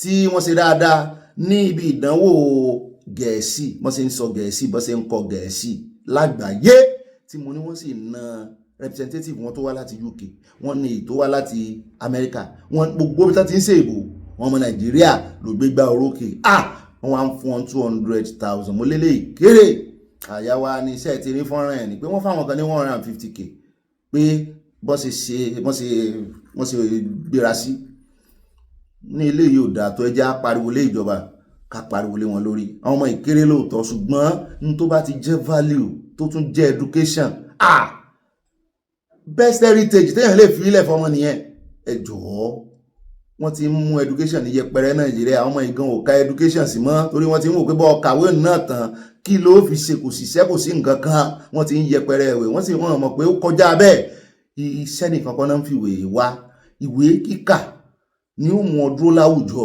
tí wọn náà ó dàǹgájíá tó lè sọ̀rọ̀ kọ́rọ̀ rẹ̀ jákè tí wọn náà mọ̀ tó ń ṣe ìwé kíkà kọjá bẹ́ẹ̀ o kíkàn sí pé èèyàn lọ kàwé ní school in the 4 corners of the building irọ́ o ẹ bá ń gà sí ẹja wo bí fọ́nrán yẹn ṣe lọ àti gbogbo chẹ́ẹ̀kì ńláńlá bí chẹ́ẹ̀kì yẹn ṣe tóbi tó owó orí ẹ̀ kéré ó kéré jù fáwọn ọmọ yẹn ààrẹ Tinubu ẹ jẹ́ kán dá àwọn ọmọ yìí náà lọ́lá bẹ́ẹ̀ bá ti wà fún wọn bó ti ṣe 5 million àbí 10 million naira àánú àkóṣúra Nàìjíríà ẹ fi encourage àwọn ọmọ yìí náà ẹ bá ń tẹ̀sílẹ̀ abẹ́rẹ́ ẹja wò. Is the special recognition hosting by the federal government of 3 teams who will emerge winners of the 2025 Teen Eagle Global Competition in London, United Kingdom, by Nigeria's Minister of Education, Dr. Tunji Lausa. The minister, while hosting Nafisa Garuba, Rukaya Mohammed, Fema, and Khadija Kashim, commended their feats for putting Nigeria on the world map. Lausa also used the occasion to commend the Yobe State government for prioritizing foundational education to fast-track the development of education in the state. We'll continue to celebrate students from the other 35 states of the Federation, because these students have done us proud. And you, everyone that I've listed, have contributed directly and indirectly. I also want to use you as a point of recognition to His Excellency Governor Bunu. Governor Bunu benevolent emphasis on education that has brought us here. I thank you, Your Excellency, His Excellency, for everything that you continue to do to ensure that you prioritize education in Yobe State. A victory of the people's resilience and a victory of uncommon commitment of a governor who believes in the power of education as a key to a prosperous future for his people and the state. In spite of the financial challenges and its competing demands, the state government increased budgetary allocation to the State Ministry of Education to execute capital projects and programs to fast-track the recovery program. I feel so grateful and proud to be a Nigerian because this is all about Nigeria. They should believe in themselves and hard work. With hard work, everything can be done. I'm really proud that I could come up here and be recognized throughout Nigeria, and I'm proud for everyone else that participated alongside with me, and I'm very happy that all that work and success all added up to all this.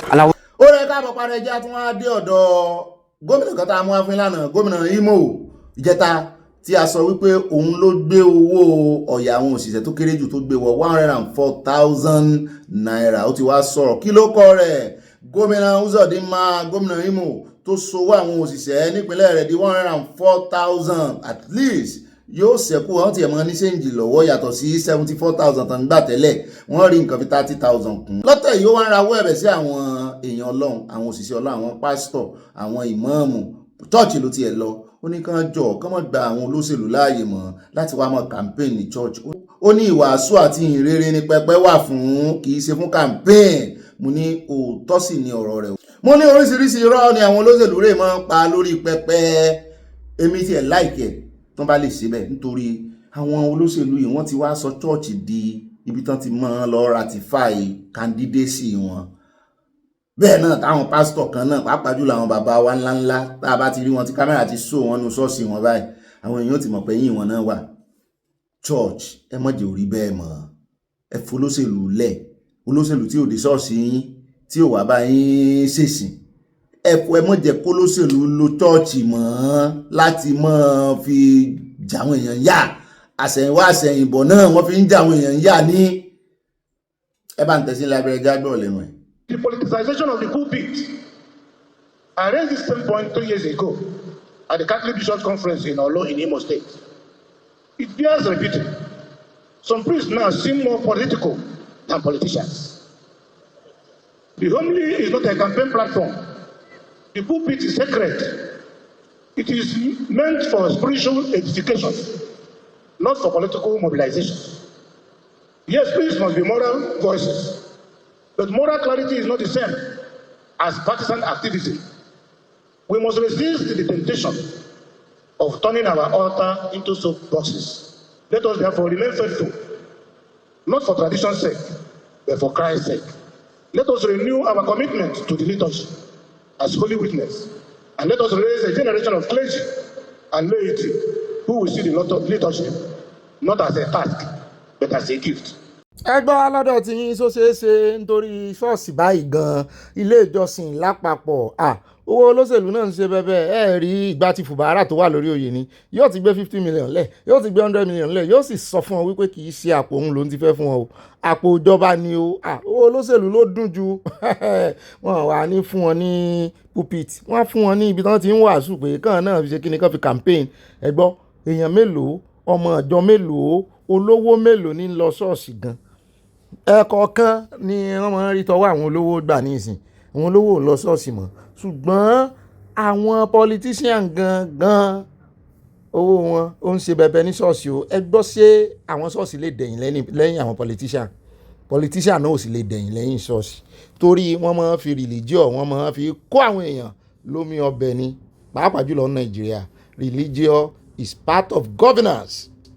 Ó dá ẹ̀ka àbọ̀ padà ẹja sáré dẹ́kun níbi tá a ti bá wọn lè sanwó olúpàṣẹ kí wọ́n wó ilé tó wà lágbègbè Coastal Road mú ní mínísítà ń wọlé gọ́vnà náà ń wọlé gọ́ọ̀mẹ̀ntì wọ́n ní àwọn tẹ́ wọlé wọ́n sì ń láàgùn ò tẹ́ wọlé wọn jọ sí. Mo rí arábìnrin kan tí ìsọmọ Nàìjíríà ṣùgbọ́n Black American ni wọ́n convince ẹ̀ pé kó wá invest sí Nàìjíríà ṣùgbọ́n ó wà lára àwọn tán wó ilé rẹ̀ bẹ́ẹ̀ bá ibo ṣe ń sunkún tó ń bẹ ààrẹ olódòdè ò ti ẹ̀ dáhùn wọ́n ti ẹ̀ ní ìwọ òmá yìí àwọn tí ń pariwo lé olórí ti pọ̀ jù kí ló ṣẹlẹ̀ gazette ta ní kẹ́ ẹ lò ibi tá ní ẹgbẹ́ títí gbà ẹgbẹ́ gbàgbọ́ míì ẹ̀rẹ̀ èwo lé àwọn èèyàn kí ló dé ẹ bá ń tẹ̀ sí ilé agbára ẹ jẹ́ àwò bí wọ́n ṣe wó ilé.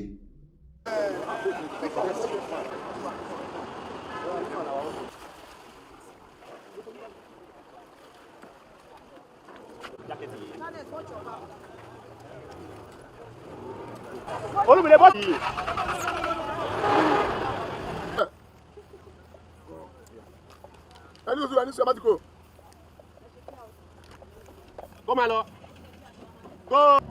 You can pick it. Okay. Gentlemen of the press, good afternoon, good evening. First, let me thank all of you for turning out in large number on this walking tour of our riverine area. You will then recall that we've been on this journey for the past 4 or 5 hours now. We started from Inagbe by the border to Ilashe, and we went to Ibeshe, and went to Kare, and we've driven, both on the lagoon side and also on the Atlantic Ocean side. We've been able to see and appreciate first the challenges that people face in this area, but also to see the enormous opportunity that we'll also have on this corridor. Gentlemen, press, you saw that we had to visit first the substation, the transmission line substation here at Ilashe, and it's interesting to also report that Messrs. Eco Disco were also with us on this journey back into this community. But more importantly, we're also bringing a lot of order, a lot of sanity, a lot of reprocessing and understanding how livelihood needs to be. This is a major tourism area. You've seen that within a kilometer apart, or 1.5 kilometer, we have both the Atlantic Ocean side and you have the lagoon side. So this whole stretch is a future that we need to preserve. And so you also saw that we met with our traditional rulers. The KBCs also, all of them received us at one point in time or the other. So what we've seen is that there's also been a lot of disjointed building, going on. There's been a lot of abuse of the fiscal planning approval. There's been complete abuse on the lines that have been set. From the ocean, there are set lines that are known, that have been graded. You should not exceed, a certain building lines and rest, and the kind of thing you also need to build. So these are all things that we've all seen. That's why we brought you up out here. And so what we're coming back to do with both fiscal planning, LAPCA, urban development, they will come and do full enumeration. We'll do a proper full, enumeration. Will get us built, and we'll now be able to take a final decision. Final decision will be inclusive of how do we regularize, how do we give titles, how do we ensure that also the locals are not disadvantaged, how do we settle everybody, how do we ensure that life now can begin to come fully back into this neighborhood, and how do we ensure that the tourism potential, more importantly the tourism potential that this whole stretch have, how can government be a strong enabler? Bẹ́ẹ̀ náà ni lẹ́yìn ìgbà tí wọ́n kúrò ní agbègbè orí omi tán wọ́n tẹ̀síwájú wọ́n tẹkọ̀ létí sí ọjà Mile 12 ní àlè lọ́jà àwọn Haúsá, ṣùgbọ́n àwọn Haúsá ló pọ̀ jù ń bẹ̀ tán bẹ̀rẹ̀ sí ní máàkì gbogbo àwọn structure tán sọ wípé àwọn ò fẹ́ rí mọ́, pé ó contravene gbogbo town plan táwọn ní fún ọjà Mile 12 ní ọjà gangan ni o. Ẹ jẹ́ á gbọ́ kí nìdí tí wọ́n ṣe máàkì gbogbo àwọn ilé, kì í ṣe lẹ́nìkan náà máàkì o, bẹ́ẹ̀ náà ni gbogbo kíní àpótí onírin tán máa ń ṣe tán bá àwọn àbòkí máa ń fi tajà wọ́n máàkì gbogbo ẹ̀ náà, wọ́n sì ní kí ìṣègbà àkọ́kọ́ táwọn ó sáàfù nótìsì rẹ̀. Contravention, we served demolition, we served seal up, we are now serving quits. All the notices have elapsed. We are just serving a reminder. The notices we served today is just a reminder of what we've already served. All the statutory notices have been served. We've held stakeholders meetings with them, so they are aware of what is happening. We had the meeting several times, and there's no definite conclusion of the meeting. I came to Alausa with my lawyer, with everything. No definite conclusion. My name is Professor Sadioye. This is what it can generate a lot of momentum. Ṣùgbọ́n àwọn ará bẹ́ẹ̀, àwọn tó nílé ń bẹ̀, ṣé wọ́n ti ẹ̀wọ̀n gbé láàrin jà ní àárín ọjà, ṣé ẹ̀wọ̀n kọ́lé sáàrin ọjà, àtàwọn tó ní ṣọ́ọ̀bù ń bẹ̀, wọ́n ní lóòótọ́ ni àwọn ṣe oríṣiríṣi ìpàdé, ṣùgbọ́n àwọn ò tí ì fẹnu kò. Mo náà sá ti wò báyìí, ẹ tètè lè rí fẹnu kò. Ẹ já tẹ̀ wájú nínú abala sánáwọlé wa. Ní báyìí, ẹ já dé inú ìròyìn tí ó mọ̀ tẹ̀lé. Ẹ já dé ọ̀dọ̀ arábìnrin yìí tí mo ṣe eré ṣé ìyá níwẹ̀ náà ń pè é àbí ajírọ̀ tútù yìí mo ṣe eré àwọn ìyá mi nínú fíìmù lónà wá sọ ní ajẹ́ Jésù lòun o wípé ẹyẹ sọ̀n lókùúta nígboro mọ́ ọmọ ni ebire ní í ṣe kí ló táwọn èèyàn rí báyìí Nàìjíríà èèyàn ń ṣe fíìmù ń múnú yín dùn ẹ wá rí ń gbòòrò ẹ̀ ń sọ lóko. Gbajúmọ̀ òṣèré tíátà Yorùbá Esther Olúwarántí Mọ́rádékẹ́ tí ọ̀pọ̀ àwọn olólùfẹ́ rẹ̀ mọ̀ sí ìyá ajírọ̀ tútù ti ṣàlàyé ohun tí ojú rẹ̀ ń rí nídìí iṣẹ́ náà o nínú ìfọ̀rọ̀wérọ̀ kan tó ṣe pẹ̀lú ìròyìn abẹ́lé Freelight News TV ló ti sọ̀rọ̀ náà. Arábìnrin ọ̀hún tó máa ń kó ipa ìyá àjẹ́ ẹ̀ ní àwọn ìyá mi àyá ṣé ò tí ì yẹ kó mọ orúkọ oríkì wọn ni àwọn ìyá mi lọ́pọ̀ ìgbà nínú eré sọ pé ó ní ipa tó ń kó yìí ó jẹ́ káwọn èèyàn wá máa fi ojú reality wò pé wọ́n mú un ní àjẹ́ gangan. Ajírọ̀ tútù tó jẹ́ ọmọ bíbí ìpínlẹ̀ Ọ̀ṣun ní ẹ̀sìn mẹ́tẹ̀ẹ̀ta tí àwọn èèyàn tẹ́wọ́gbà Nàìjíríà lòun ṣe tí òun sì gbàgbọ́ nínú rẹ̀ Mùsùlùmí, Kìrìsìtẹ́nì, onígbàgbọ́ àti ìṣẹ̀ṣe.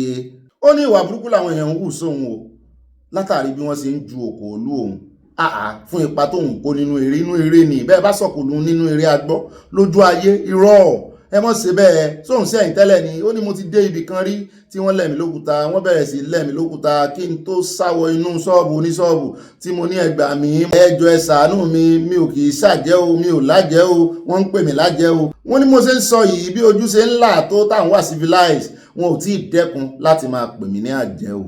Mi kì í ṣe àjẹ́ o àjẹ́ Jésù ni mi ò Kìrìsìtẹ́nì gangan lẹ̀sìn mi o mo kàn gbà fún àwọn ẹ̀sìn méjì yòókù ni o torí àlàáfíà àti ìfẹ́ tí Jésù ní á ní ó ti là báyìí. Ajírọ̀ tútù sọ síwájú wípé àsìkò kan wà tí òun fi wà nínú ìgbèkùn àìsàn fún odidi ọdún kan àti oṣù méjì bẹ́ẹ̀ ló tún mẹ́nuba ìṣòro bó ṣe pàdánù àwọn ọmọ rẹ̀ àtàwọn ìṣòro míì àwọn ọmọ kì í sọmọ kan. Ó parí ọ̀rọ̀ rẹ̀ pé ìbáṣepọ̀ tó dánmọ́rán ló wà láàrin òun àtàwọn akẹgbẹ́ òun tó máa ń ṣe àjẹ́ nínú fíìmù. Lẹ́yìn náà ló gba àwọn akọ̀ròyìn orí ayélujára nímọ̀ràn láti dẹ́kun àti máa gbé ìròyìn ẹlẹ́jẹ̀ kiri nípa òun lọ́nà àti tètè pa owó sí àpò ara wọn monetization. Ẹgbọ́ ẹjọ́ o Ajírọ̀ tútù ní bá yín sọ̀rọ̀ o ní òun àjẹ́ Jésù lòun o ẹ̀fìyà ilé eré náà ń ṣe o eré o là ń fọ ọmọ ayò ó ṣe ó náà tó bá sì ń act ẹ̀ báyìí yóò act ẹ̀ báyìí ní pòun gan lọ lórí ni kùjẹkùjẹ báyìí ni yóò mọ̀ ṣẹnu báyìí ó lóhùn yẹn ẹjọ́ talent ni o ẹ̀yin ọmọ Nàìjíríà you should be able to differentiate talent from reality. Eré náà ń ṣe o bẹ́ẹ̀ ó bá sì ṣeré àwa náà ti ṣe director rí bó bá ṣeré ó jẹ́ kí ẹni tó fẹ́ wọ character yẹn kó ṣe bẹ́ẹ̀ lójú ayé gangan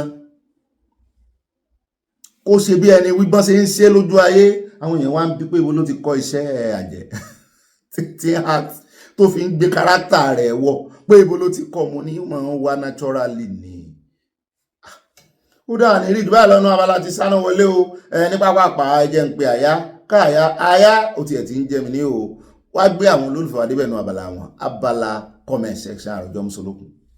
Mo tún kí n káàbọ̀ sínú abala ẹ̀yin olólùfẹ́ wa o àtàbíọ́dún àṣàbí gbòsàsà ṣé mo gbà á àṣàbí gbòs wọ́n ní he is president of Nigeria Ogbeni Bobby bẹ́ẹ̀ ni o torí ẹ̀ náà sì lè sọ Yorùbá àbí ó mà ṣe òfò lólòdì. At Adéyẹmí Pópóọlá wọ́n ní Mr. Bobby I always love you bro the way you speak Yorùbá ọmọkọ I always laugh so hard I always wait to listen to your news wọ́n tẹ loves yà àti nǹkan panu Bámi Adéyẹmí Pópóọlá yóò dà fún yín ẹ ní wá mi tí wọn ò ní wẹ́yìn náà tì. At Mabel Akínbọ̀bọ̀lá wọ́n ní ẹkú iṣẹ́ Ọ̀gbẹ́ni Bobby àtàyà ọgbọ́n olúwa kò ní dágbére fún yá mi ó àdúrà ńlá. Wọ́n ní olódò idẹ ń fi ọgbọ́n ṣe ni o bàbá yẹn jọ Ìgbò tòótọ́ Ṣọ́básanjọ́ àṣírí eléyìí kò bò mọ́ Nàìjíríà sì máa sọ lawmakers sí wọn di part time ó dàbẹ̀ level 17 ti tó fún wọn kò sí president tó lè ṣe wọn á impeach ẹ̀. Àwọn ará ìlú ló mọ agbára wọn olúwa ṣeun àwa tí ń lọ ní tiwa wà bẹ́ẹ̀ rí. Àtọmọ́táyọ̀ Akínúsì wọ́n ní òbí ayọ̀ wa ò ní dìbànújẹ́ o nídìílé aláyọ̀ wa yọ àmì o àgbàdua. Àtọ́lápéjú àṣà ìmọ̀ mi ní òbí ibà aṣojú abẹníkò kí ni wọ́n ń bá olódòdẹ sọ kí ni wọ́n ń fi dáhùn abẹ́ẹ̀rí wọ́n ń sọ̀rọ̀ Oòduà ọmọ olódòdẹ ń sọ Nàìjíríà nítorí wọ́n fẹ́ ṣe àwọn Fúlàní àwọn alálẹ̀ yóò dojú ti gbogbo wọn ní kọ̀ọ̀kan àmì ọmọ Oòduà ilé ti yá wọ́n tẹ lọ́ọ̀sì àti nǹkan panu from Chicago. Ìbára ń tán bá Kẹ́mi Badenoch fà náà nìyẹn Kẹ́mi Badenoch ń sọ̀rọ̀ Yorùbá ẹ̀yin ń sọ̀rọ̀ Nàìjíríà fún bó ló ṣe jọra wọn. Mọ́mí Dorcas Odolúwa tún mi ṣe wọ́n ní Ọbásanjọ́ dalẹ̀ Yorùbá gidi gan ni gbogbo ètò rere tí bàbá Awólọ́wọ̀ sílẹ̀ ní Ọbásanjọ́ bàjẹ́ àwọn òyìnbó ní Amẹ́ríkà máa ń kó aṣọ àwa ọmọ Oòduà jẹ gidi gan ni Oòduà gbayì níbí o Oòduà nation going back from Providence Rhode Island gbogbo bílẹ̀ Oòduà ti gbayì. At Rachel Elúwọlé wọ́n ní Ọ̀gbẹ́ni Bobby ọkọ obìnrin púpọ̀ ẹ ti tún gba orúkọ mìíràn lálẹ́ yìí o ṣé ọmọ òkínní kan dání kan sí ẹ ní jẹ́ kí atapa mi lórí nípa ẹ̀rìn ẹ mọ̀ jà ta tẹ bá ń gbọ́rọ̀ yìí o a dúpẹ́ púpọ̀ fún ìròyìn yìí ó ń dá wa lára yá we love you so much we love you too èmi àtàyà ṣùgbọ́n oríkì yẹn kì í jẹyọ ń bí o gbogbo èèyàn ni mo mọ̀ kí ń bí o ó rẹ̀ já dọ́dọ̀ bá mi Ifáṣẹ̀sìn wọ́n ní Ọ̀gbẹ́ni Bobby àwa ti bẹ̀rẹ̀ ń retí Oòduà nation gidi o ohun tí mò ń sọ náà nìyẹn pé àwọn tí à ń disappoint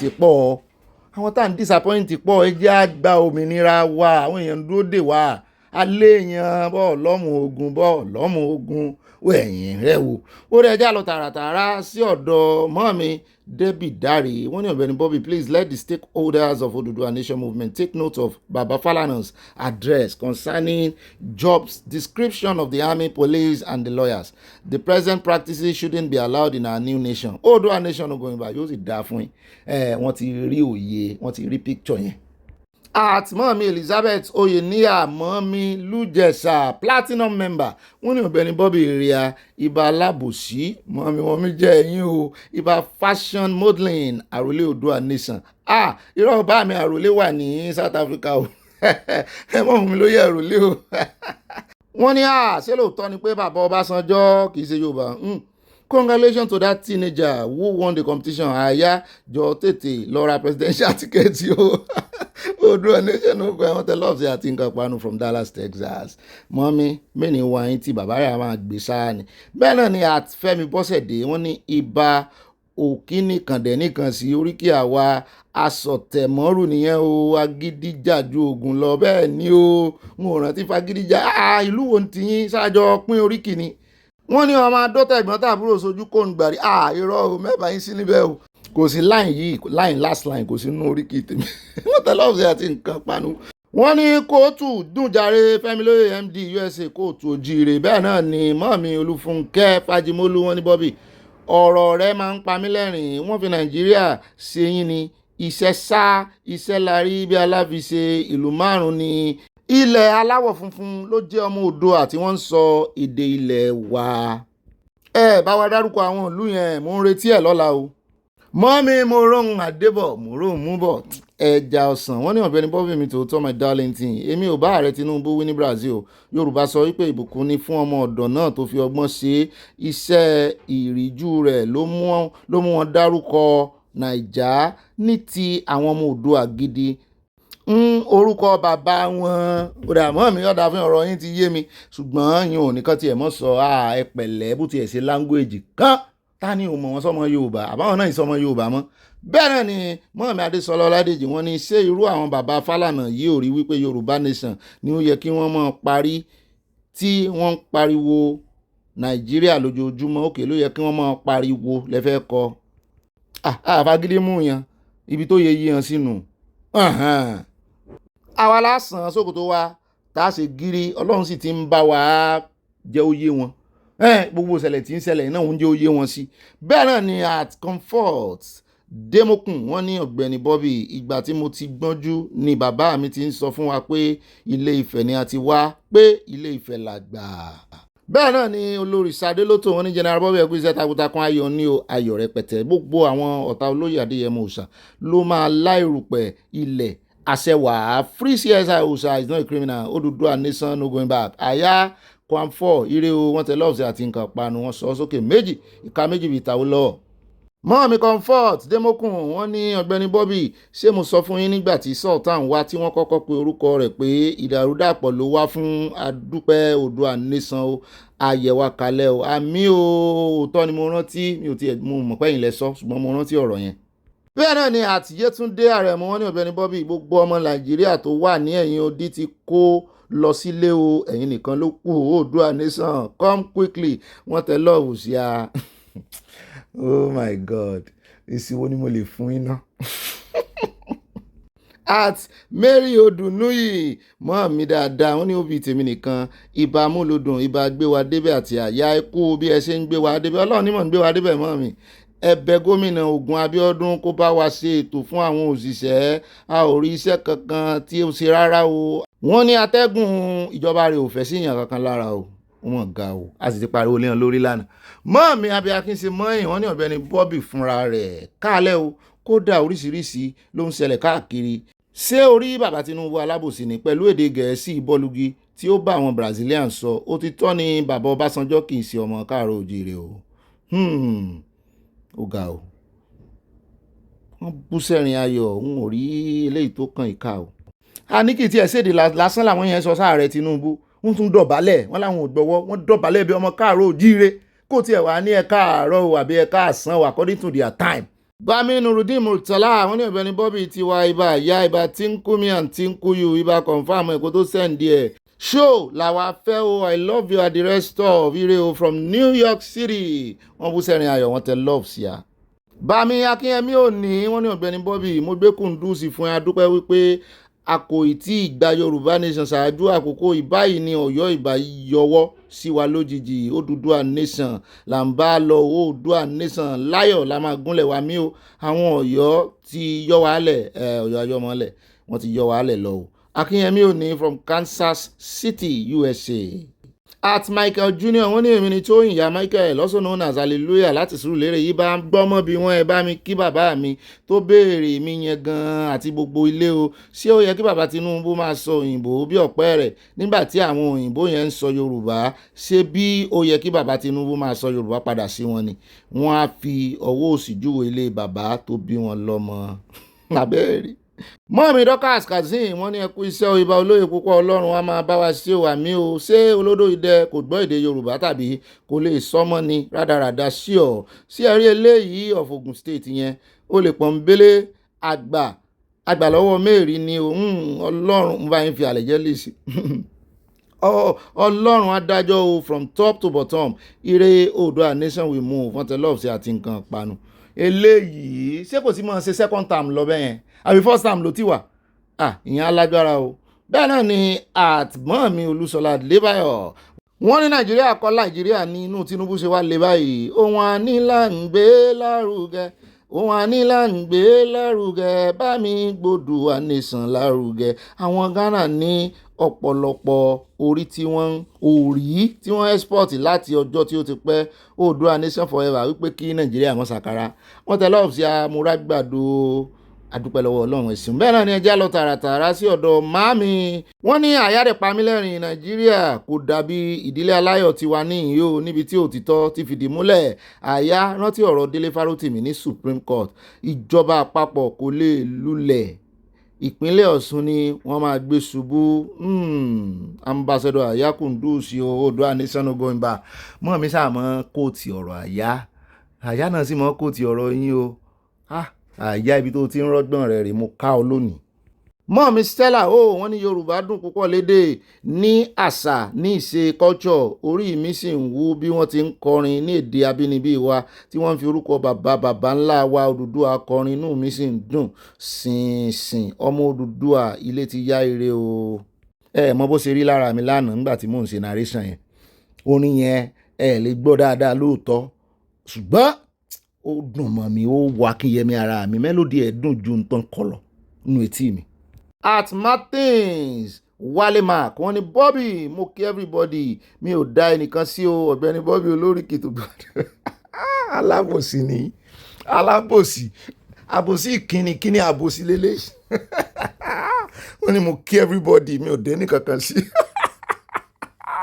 oríkì ti fẹ́ ṣé ẹ̀ ní gbọ́n tún túmọ̀ oríkì tèmi náà bẹ́ẹ̀ ṣe túmọ̀ ti bàbá Sunday Igboho bẹ́ẹ̀ náà ni ẹ̀ṣẹ̀ bá mi bẹ́ẹ̀ náà ni Adéyínká Adébáyọ̀ wọ́n ní Tinubu wants to become president at all costs that's why he didn't relate with Oòduà Nation ẹ kú iṣẹ́ sà ọ̀gá Bobby wọ́n tẹ lọ́ọ̀ sí Ọlọ́run lọ́gá wa. ẹ rí i pé lẹ́yìn tí ọkùnrin yẹn gan kọrin bóyá òun àtọmọ rẹ̀ ni arábìnrin kan tó gbọ́mọ lọ́wọ́ náà sọ̀rọ̀ ó dẹ̀ tún sọ òyìnbó ló sọ ń tiẹ̀ ṣùgbọ́n ó tún sọ nínú ọ̀rọ̀ rẹ̀ pé ọmọ Yemọja ọmọ Fá ọmọ Ọbàtálá làwọn. mọ́ mi Grace Olùṣòótọ́ sẹ́yìn náà rí ntolódó dẹ́ yín ṣe wọ́n ní sóòsó ọ nípa ká ò nípa mi Bobby Àtàyà Oòduà Nation no going back. wọ́n tẹ̀síwájú wọn ní wọn kò fẹ́ sọ̀rọ̀ sí ni nítorí ohun ìtìjú ńlá gbáà ni eléyìí jẹ́ fún àwọn ìdílé ọba yìí àti fún ìlú Ìpẹ̀tù nítorí kò sí èyí tí ó ṣe dáadáa láàrin wọn orí gbogbo wa ló mú wọn ní ẹyọ kọ̀ọ̀kan. At Adérónkẹ́ Àyànsọlá mọ́ mi ní Ọ̀gbẹ́ni Bobby lórúkọ Jésù a ò ní jọ ara wa lójú àmì o àdúrà mi ojoojúmọ́ nù gbogbo ẹni tó kò bá ti jọ ara rẹ̀ lójú kò ní í ṣìṣe lórúkọ Jésù a ò ní í ṣìṣe àmì o ayọ̀ ni yóò máa gbé àgọ́ Olódùmarè ayọ̀ náà àti ìfẹ́ náà kò ní fi wá sílẹ̀ àmì a sì ti fi inú dídùn wọ inú ẹ̀wọ̀n ìbínú mo bá ń pín sí méjì ní ogún ṣe fẹ́ ká mọ̀ pín rèé torógùn àti finú dídùn wọ inú oṣù kẹsàn-án náà ìbànújẹ́ kò ní jẹ́ ti gbogbo alágbára Èdùmàrè àwọn èso wa kò ní rẹ̀ dànù lórúkọ Jésù ayọ̀ ní o ayọ̀ rẹpẹtẹ from USA ìyá àdúrà yín ti gbà lórí wa. At Adéyínká Adébáyọ̀ wọ́n ní come what may I know Baba Igboho will still go and beg Aláàfin of Ọ̀yọ́ because of the humble person ọmọ Aládìkún is but he should be extremely careful because his Yoruba enemies will want to hurt him. ọ̀rọ̀ lẹ́sọ̀ o torí ọ̀rọ̀ tí ọba Ọ̀yọ́túnjú sì wà ńlẹ̀ o. mọ́ọ̀mí Dọlápọ̀ Akins ó pọ̀ díẹ̀ wọ́n ní Ọ̀gbẹ́ni Bobby mi nítòótọ́ you are doing a great job in this platform keep it up. a ò ní tẹ́ lọ́wọ́ ara wa àmì o àníkémi sámọ́ ti tẹ́ lọ́wọ́ yín torí ẹ̀yin ò ní tẹ́ lọ́wọ́ mi ó ti sú ọ̀jù èmi ni mi ò bọ̀rọ̀ kọjá yìí mi. I hope all the others support Yoruba Nation Oòduà Nation jàre ẹ̀wọ̀n bínú ó ti register sínú orí mi ni because of the contracts from the government some are still lobbying for the contract underneath so with this they don't want to offend the government. I love your blue and gold dress togetherness forever my brother ire o. Peace Dolly from Dallas Texas mọ́ mi yóò dá fún yín. At Samuel Ọlágòkè wọ́n ní true Ọbásanjọ́ is Igbo man kí ló wá dé tí bàbá yìí ò fẹ́ nu àwọn èèyàn ṣe máa ń sapamọ́ sẹ́yìn ìkíní báyìí. nígbà jẹ́ pé orúkọ Yorùbá náà fi di gbogbo nǹkan dà bẹ́ẹ̀ náà ni ẹja dọ́dọ̀ bá mi fi ká Victor wọn ní Ọ̀gbẹ́ni Bobby ọ̀rọ̀ ọba Aláàfin yìí sósì ní lẹ́nu ó bu iyọ̀ sí o yẹ kí a lọ sí DNA fún àìrọ̀ kò gbá inú mi ẹ̀yin náà lè lè sọ àlẹ́jẹ́lì ẹ̀jẹ̀ fúlà bá mi mo rí lọ́ọ̀tẹ̀ tẹ̀sí àti nǹkan panu. At Abíọ́dún Òsínọ́wọ̀ wọ́n ní alàgbà Bobby àti Àyà òòrì jẹ́ ohun èlò oògùn pàtàkì ó dára fún àrùn propaganda rọpárọsẹ̀ ní kíní sọ táìpò ó sọ di propaganda rọpárọsẹ̀ ó dára láti fi para ó sì tún dára fún jíjẹ wọ́n ń jẹ òrì wọn ò gbọ́ rí o, orí la máa ń fi sí orí egbò. Wọ́n ní egbò àdá àjìnà táìpò kíní yẹn ti yí táìpì kíní kíbọ̀dù yín ti yí gbogbo ọ̀rọ̀ yín bí o. At Abiodun òsì náà wọ́n ní ta ni a fẹ́ kí Tinubu gbé bí kò ṣe Nàìjíríà, wọ́n tẹ lọ́ọ̀fù sí àti nǹkan panu. Nìkan mọ̀ pé Nàìjíríà bó yẹ pé Nàìjíríà náà lọ represent, ṣùgbọ́n àwọn tó bá kí wọ́n Yorùbá yín náà kí wọ́n Yorùbá. Mo jẹ́rìí Haúsá yóò sa Haúsá sí tàbí Ìgbò Kedu. At Ìwà Lẹ́wà wọ́n ní bàbá Tinubu ti bà Nàìjíríà múlẹ̀ ní o, àbí múkẹ́ ni mo rí ṣùgbọ́n mo rò pé múlẹ̀ lẹ́fẹ́ kọ́. At Adétọ́lá Ìná wọ́n ní ó bọ̀bì ìbà ìwà pẹ̀lẹ́ akú ìpàdé mọ̀lẹ́bí tòní o, mọ́ mi akú ìpàdé o, Ọlọ́run á máa bá wa ṣe àmín. Lórí ọ̀rọ̀ Tinubu kò lè sọ̀rọ̀ Oòduà nation nítorí àwọn tí òkè ọya olóṣèlú ní Tinubu. Oòduà ń gbì mọ́ mi kò yé mi o. Wọ́n ní ẹ kí àyà mo ti kí àyà o, wọ́n tẹ lọ́ọ̀sẹ̀ àti nǹkan panu. Mọ́ mi ìyá Jésù at Hope Alive with Evangelist Olúbùnmi ìyá Jínrere wọ́n ní let's give thumbs up please. Okay, thumb up, let's give thumb up please. Wọ́n kọ́ pọ̀ ní wọ́n ní ẹ tẹ láìkì ẹ tẹ̀ èmi kọ́ ni mọ̀ sọ torí YouTube ò láìkì ká mọ̀ promote ara wa. Wọ́n tẹ̀síwájú wọ́n ní bàbá San Falana ọ̀kan nínú àwọn agbẹjọ́rò àgbà tó sì dúró lórí ẹsẹ̀ rẹ̀ ní Nàìjíríà. Love every system is corrupt in Nigeria, kí Olúwa gbàkóso ló kù o. Mọ́mí Modina Solomon wọ́n ní a lot of money making business from this ori is very good for dryness of the skin, very expensive product indeed, cheap product. Mọ́mí àwọn ọmọ kọ kọ́mẹ́ǹtì jù wọ́n ti break record. At Adérónkẹ́ Àyànsọ́lá wọ́n ní Ọ̀gbẹ́ni Bobby ẹ kú ìmúra o. Wọ́n ní ẹ̀gẹ́fìlà yín àná sí ni àwa ìyàwó Ìbàdàn ń dá yín lóhùn o, sóòsó ní o. Òkè ẹ̀yin sọmọ Ìbàdàn ìyàwó Ìbàdàn ní ẹ ti dára Ìbàdàn náà. Ayọ̀ àti ìdùnnú wa kò ní í korò lágbára Ọlọ́run àmín. Wọ́n tẹ love sí Ayọ̀ ní o from USA. Bẹ́ẹ̀ náà ni bàmí Adétáyọ̀ Adégẹyì wọ́n ní obì sí àwa ọmọ Òòtù ti rí pé àwọn Ọ̀yọ́ ti ń pín Òòtù gẹ́gẹ́ bí Olóyè Ìgbòho ti sọ. Oòduà la ó padà sí bó tilẹ̀ jẹ́ wípé gbogbo wa kọ́ ni ọmọ Oòduà, a fẹ́ parapọ̀ káyé wa lè dára. Bẹ́ẹ̀ ni a parapọ̀ gbogbo wa náà lọ́mọ Oòduà bá mi ibì kan náà láti ṣẹ̀ wá. Ó lè mọ́jú Oòduà, ó lè jẹ́gbọ́n Oòduà lóbíà, ó lè jábọ̀ Oòduà, ṣùgbọ́n ìpínlẹ̀ tá a ti ṣẹ̀ wá náà Oòduà nation la fi perí wa. Bẹ́ẹ̀ náà ni ẹja dọ́dọ̀ ọmọ mi Stella Òdèlé wọ́n ní Ọ̀gbẹ́ni Bobby ó lágbára o, orí wa wú o for them to speak our language, kudos to them. Oòduà nation no going back. Wọ́n tẹ love sí a. Mo máa ń gbé mọ́ mi Stella Òdèlé, mo máa ń gbé wọn síra àwọn àti Stella wọn ò mọ̀wé àkankan náà ni. At Olórí tó Kẹ́sàlámì wọ́n ní akó àṣálẹ́ o, ẹ má jẹ́ kí nǹkan tó ṣẹlẹ̀ ní ilẹ̀ Yorùbá yà wá lẹ́nu o. Ọlọ́run ọba tó ní ilẹ̀ Yorùbá ó ń rìn wọ́ lọ́wọ́lọ́wọ́ àbí ó ń rìn wò ó lọ́wọ́lọ́wọ́ nítorí ìlàkàkà àti inú kan Sunday ọmọ Adéyẹmọ Ìgbòho òòṣà respect. Mọ́mí Esther Sosanya wọ́n ní kí Ọlọ́run gbà wá lọ́wọ́ àwọn olórí wa Odùduwà ní wá, Ọlọ́run máa gbà wá lọ́wọ́ Nàìjíríà. Bẹ́ẹ̀ náà ni wọ́n ní ẹ ṣé brọ́dà mi Bobby, Ọlọ́run á máa fún yín ṣe àmì kó mọ bá wa ṣe ni mọ́mí àti yọ̀lẹ́ sọ́lọ́run lọ́run ẹ̀ bá ń kí àyà o, àyà náà ń gbọ́ ń kíra rẹ̀ o. Kásùn rè o, wọ́n tẹ lọ́ọ̀sẹ̀ àti nǹkan panu àti sùn láyọ̀ àtún ti jí láyọ̀. Bámi Adéawò wọ́n ní olódó dẹ àwọn eléyìí kì í ṣe Nàìjà o, ọmọ Oòduà ni wọ́n o, ló bá tán. Bẹ́ẹ̀ ni wọ́n pera wọn, wọ́n identify ara wọn gẹ́gẹ́ bí ọmọ Oòduà, wọ́n dárúkọ Nàìjíríà náà ọ̀rọ̀ wọn. Oòduà nation is the solution. Wọ́n tẹ love sí àti nǹkan panu. Mọ́mí Stella wọ́n ní ibà ìròyìn òtítọ́ ibà gbé wa débẹ̀ kú iṣẹ́ takuntakun, kò ní sú yín kò ní rẹ̀ yín, Ọlọ́run á máa fún yín ní okun àti agbára, kò ní bàjẹ́ fún yín ní àṣẹ Elédùmarè. Àmín mọ́mí, àmín o. Àtẹ̀yìn náà bí ẹni pé mọ́mí mọ gbogbo ìlàkàkà mi lórí news ni oúnjẹ táìmù mi. Mọ́mí Oyèyẹmí Sàláwò pẹ́ mo ti gbúrò yín nínú comment section wọ́n ní ẹ kú iṣẹ́ ìlú Ọ̀gbẹ́ni Bobby ẹ kú ọjọ́ mẹ́ta. Mo ní kí n sáré kí yín nítorí mi ò mọ ohun tó ṣe nẹ́tíwọ̀kì láti bí ọjọ́ mẹ́ta. Ibo láì nẹ́tíwọ̀kì tí bo nìyẹn jẹ́ ká bá yín fi sátáláìtì wò ó. Mọ́mí Dorcas Jalo wọ́n ní àánú Ọlọ́run kò ní fi gbogbo ilé aláyọ̀ wa sílẹ̀ o lórúkọ Jésù. Àmín o, àdúrà ni mọ̀mọ́ bẹ́ sí lónìí. Ọlámi Arab Money wọ́n ní ààrẹ Tinubu has later betraying us. Ọlọ́run yóò dáa pé Ọlọ́run ní máa ń ṣèdájọ́ àfihàn pẹ̀ràn pé bó sì fẹ́ bó sì kọ̀ ilé làbọ̀ ìsinmi oko well done bàmí Bobby o bàmí yóò dáa fún yín wọn ò ní wá yín tì ṣẹ́yìn lẹ́wà ní Qatar tẹ́ ẹ sọ̀rọ̀ nípa passport lọ́jọ́ sí wọ́n láwọn àwọn Nigerian embassy ní Qatar wọ́n náà ń fojú àwọn ọmọ Qatar tí wọ́n ń complain pa wọn wọ́n ń fojú wọn gbolẹ̀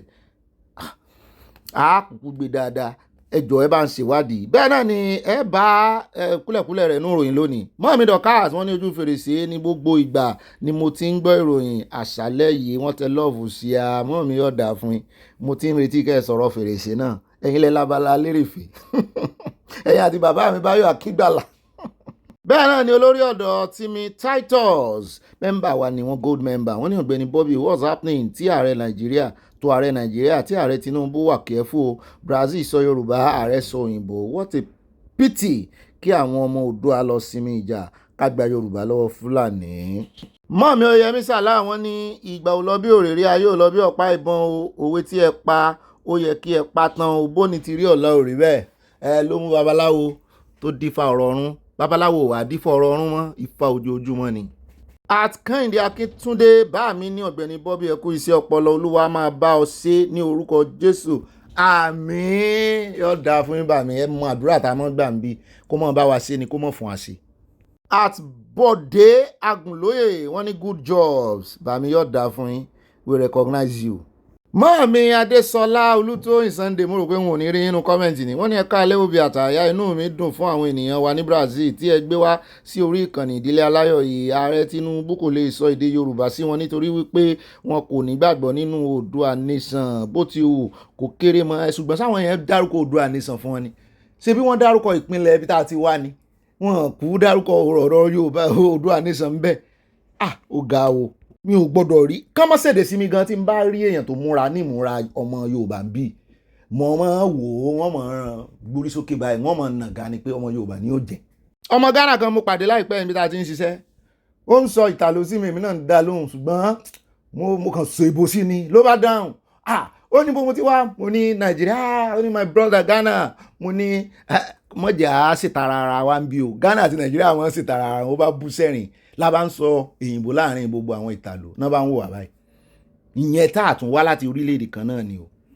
wọ́n ní orílẹ̀-èdè Oòduà ní kíákíá Oòduà nation going by grandma àwọn ìbejì from UK mọ́mí ọ̀dà fún yín. at Abe Sidov wọ́n ní Mr. Bobby Uchenna Kalu was not among the Super Falcon girls that won the just concluded WAFCON in Morocco though she was a member of the team but not invited for the WAFCON.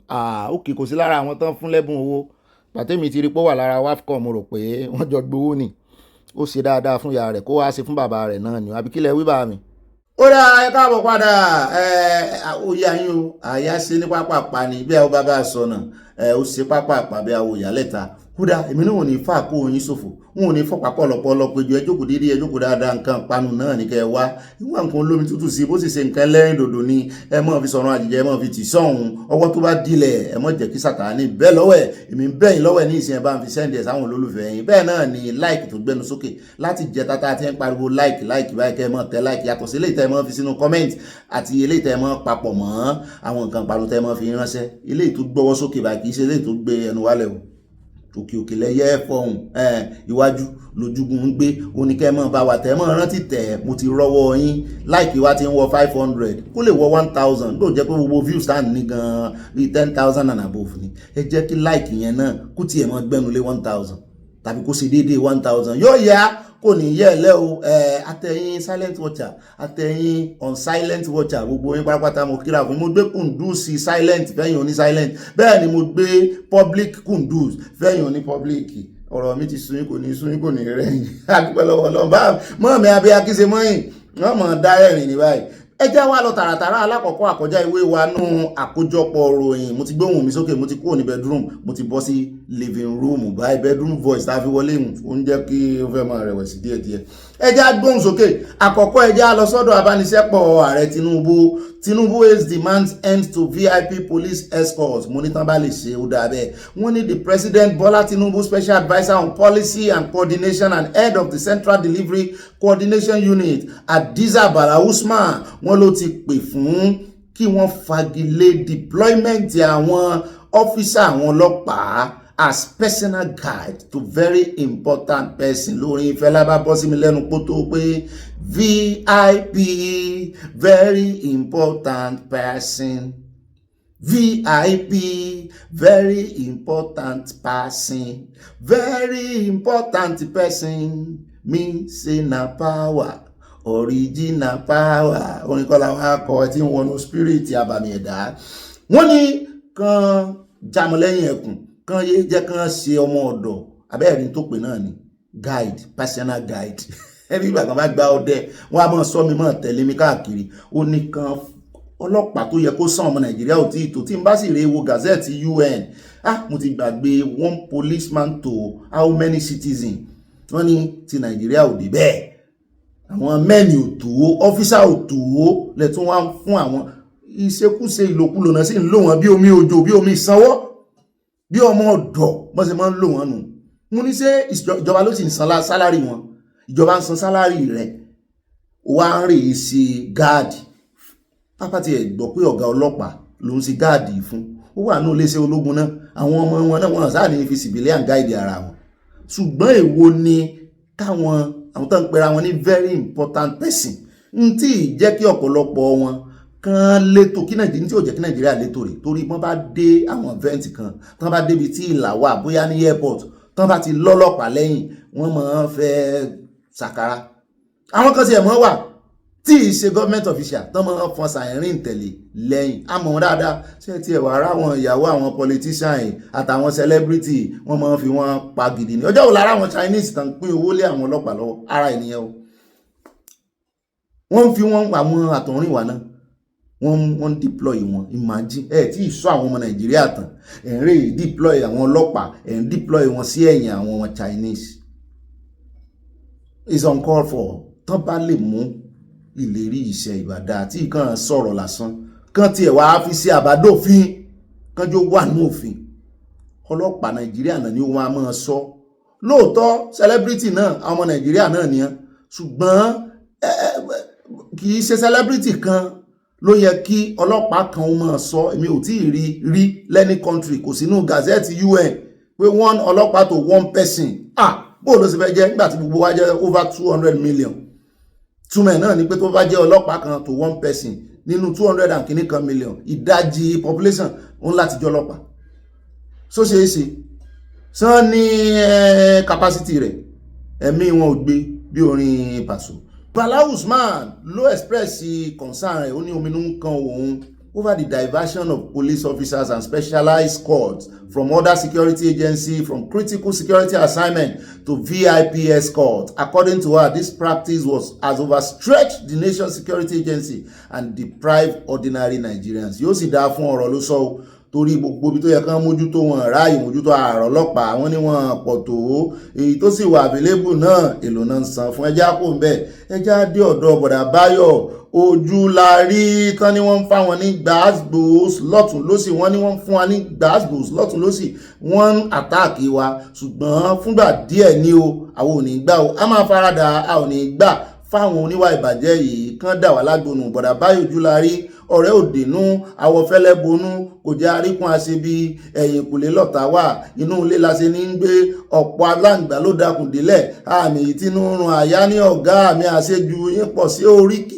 ń tẹ́ foríkì dàálẹ̀ látìgbà tí bàbá yín Sunday Igboho mo ní sèyí ṣe bàbá tiẹ̀ tán ti kí oríkì ládé mo ní mo sẹ̀ ń bọ̀ ń bẹ́ náà ni mo fẹ́ fi ládé parí rẹ̀ mo fẹ́ fi ládé parí rẹ̀ náà nítorí oríkì tèmi gan ní ìsìn tí mo kíra mi délé bàbá mi mo ti fẹ́ mọ́ fi ládé sí gbogbo àwọn ọmọ Oòduà gbogbo wa ni ládé ṣùgbọ́n sẹ́ńtẹ́ǹsì tó tẹ̀lé ẹnu mi ò gbà Aláàfin ti ládé o wọ́n ti ládé ìgbàlódé gbogbo sítórì ìyáṣẹ́ ìgbà náà ẹ̀jẹ̀ parí ìjàlódé tó ní dòwe ó dá ẹ bá ń tẹ́sí ilé abẹ́rẹ́ jẹ́ àgbọ̀n tí ẹ̀ ń tà àṣẹ kí oríkì wọn tán kí sóríkì bọ̀dà Báyọ̀ ojú la rí àṣẹ ni o Yorùbá ni wọ́n sọ pé ojú la rí ọ̀rẹ́ òde nù àwọn òwe tán kọ́ wa ní primary school tí wọ́n tẹ̀lé ni mo tó tẹ̀léra wọn kò jọra wọn o ó yá ní pápá ẹ̀jẹ̀ àgbọ̀rọ̀ lẹ́nu wọn láwọn ò ní gbà bóyá wọ́n dárúkọ Dangote àti ìmọ̀ àmọ́ àwọn tí ń àtáàkì wọn. Today that the refineries today The one that was seemingly working before now is shut down. We don't really know what the reasons are. Press, all the pressmen, they've been bombarding us, trying to find out, trying to know what is the state of our refineries.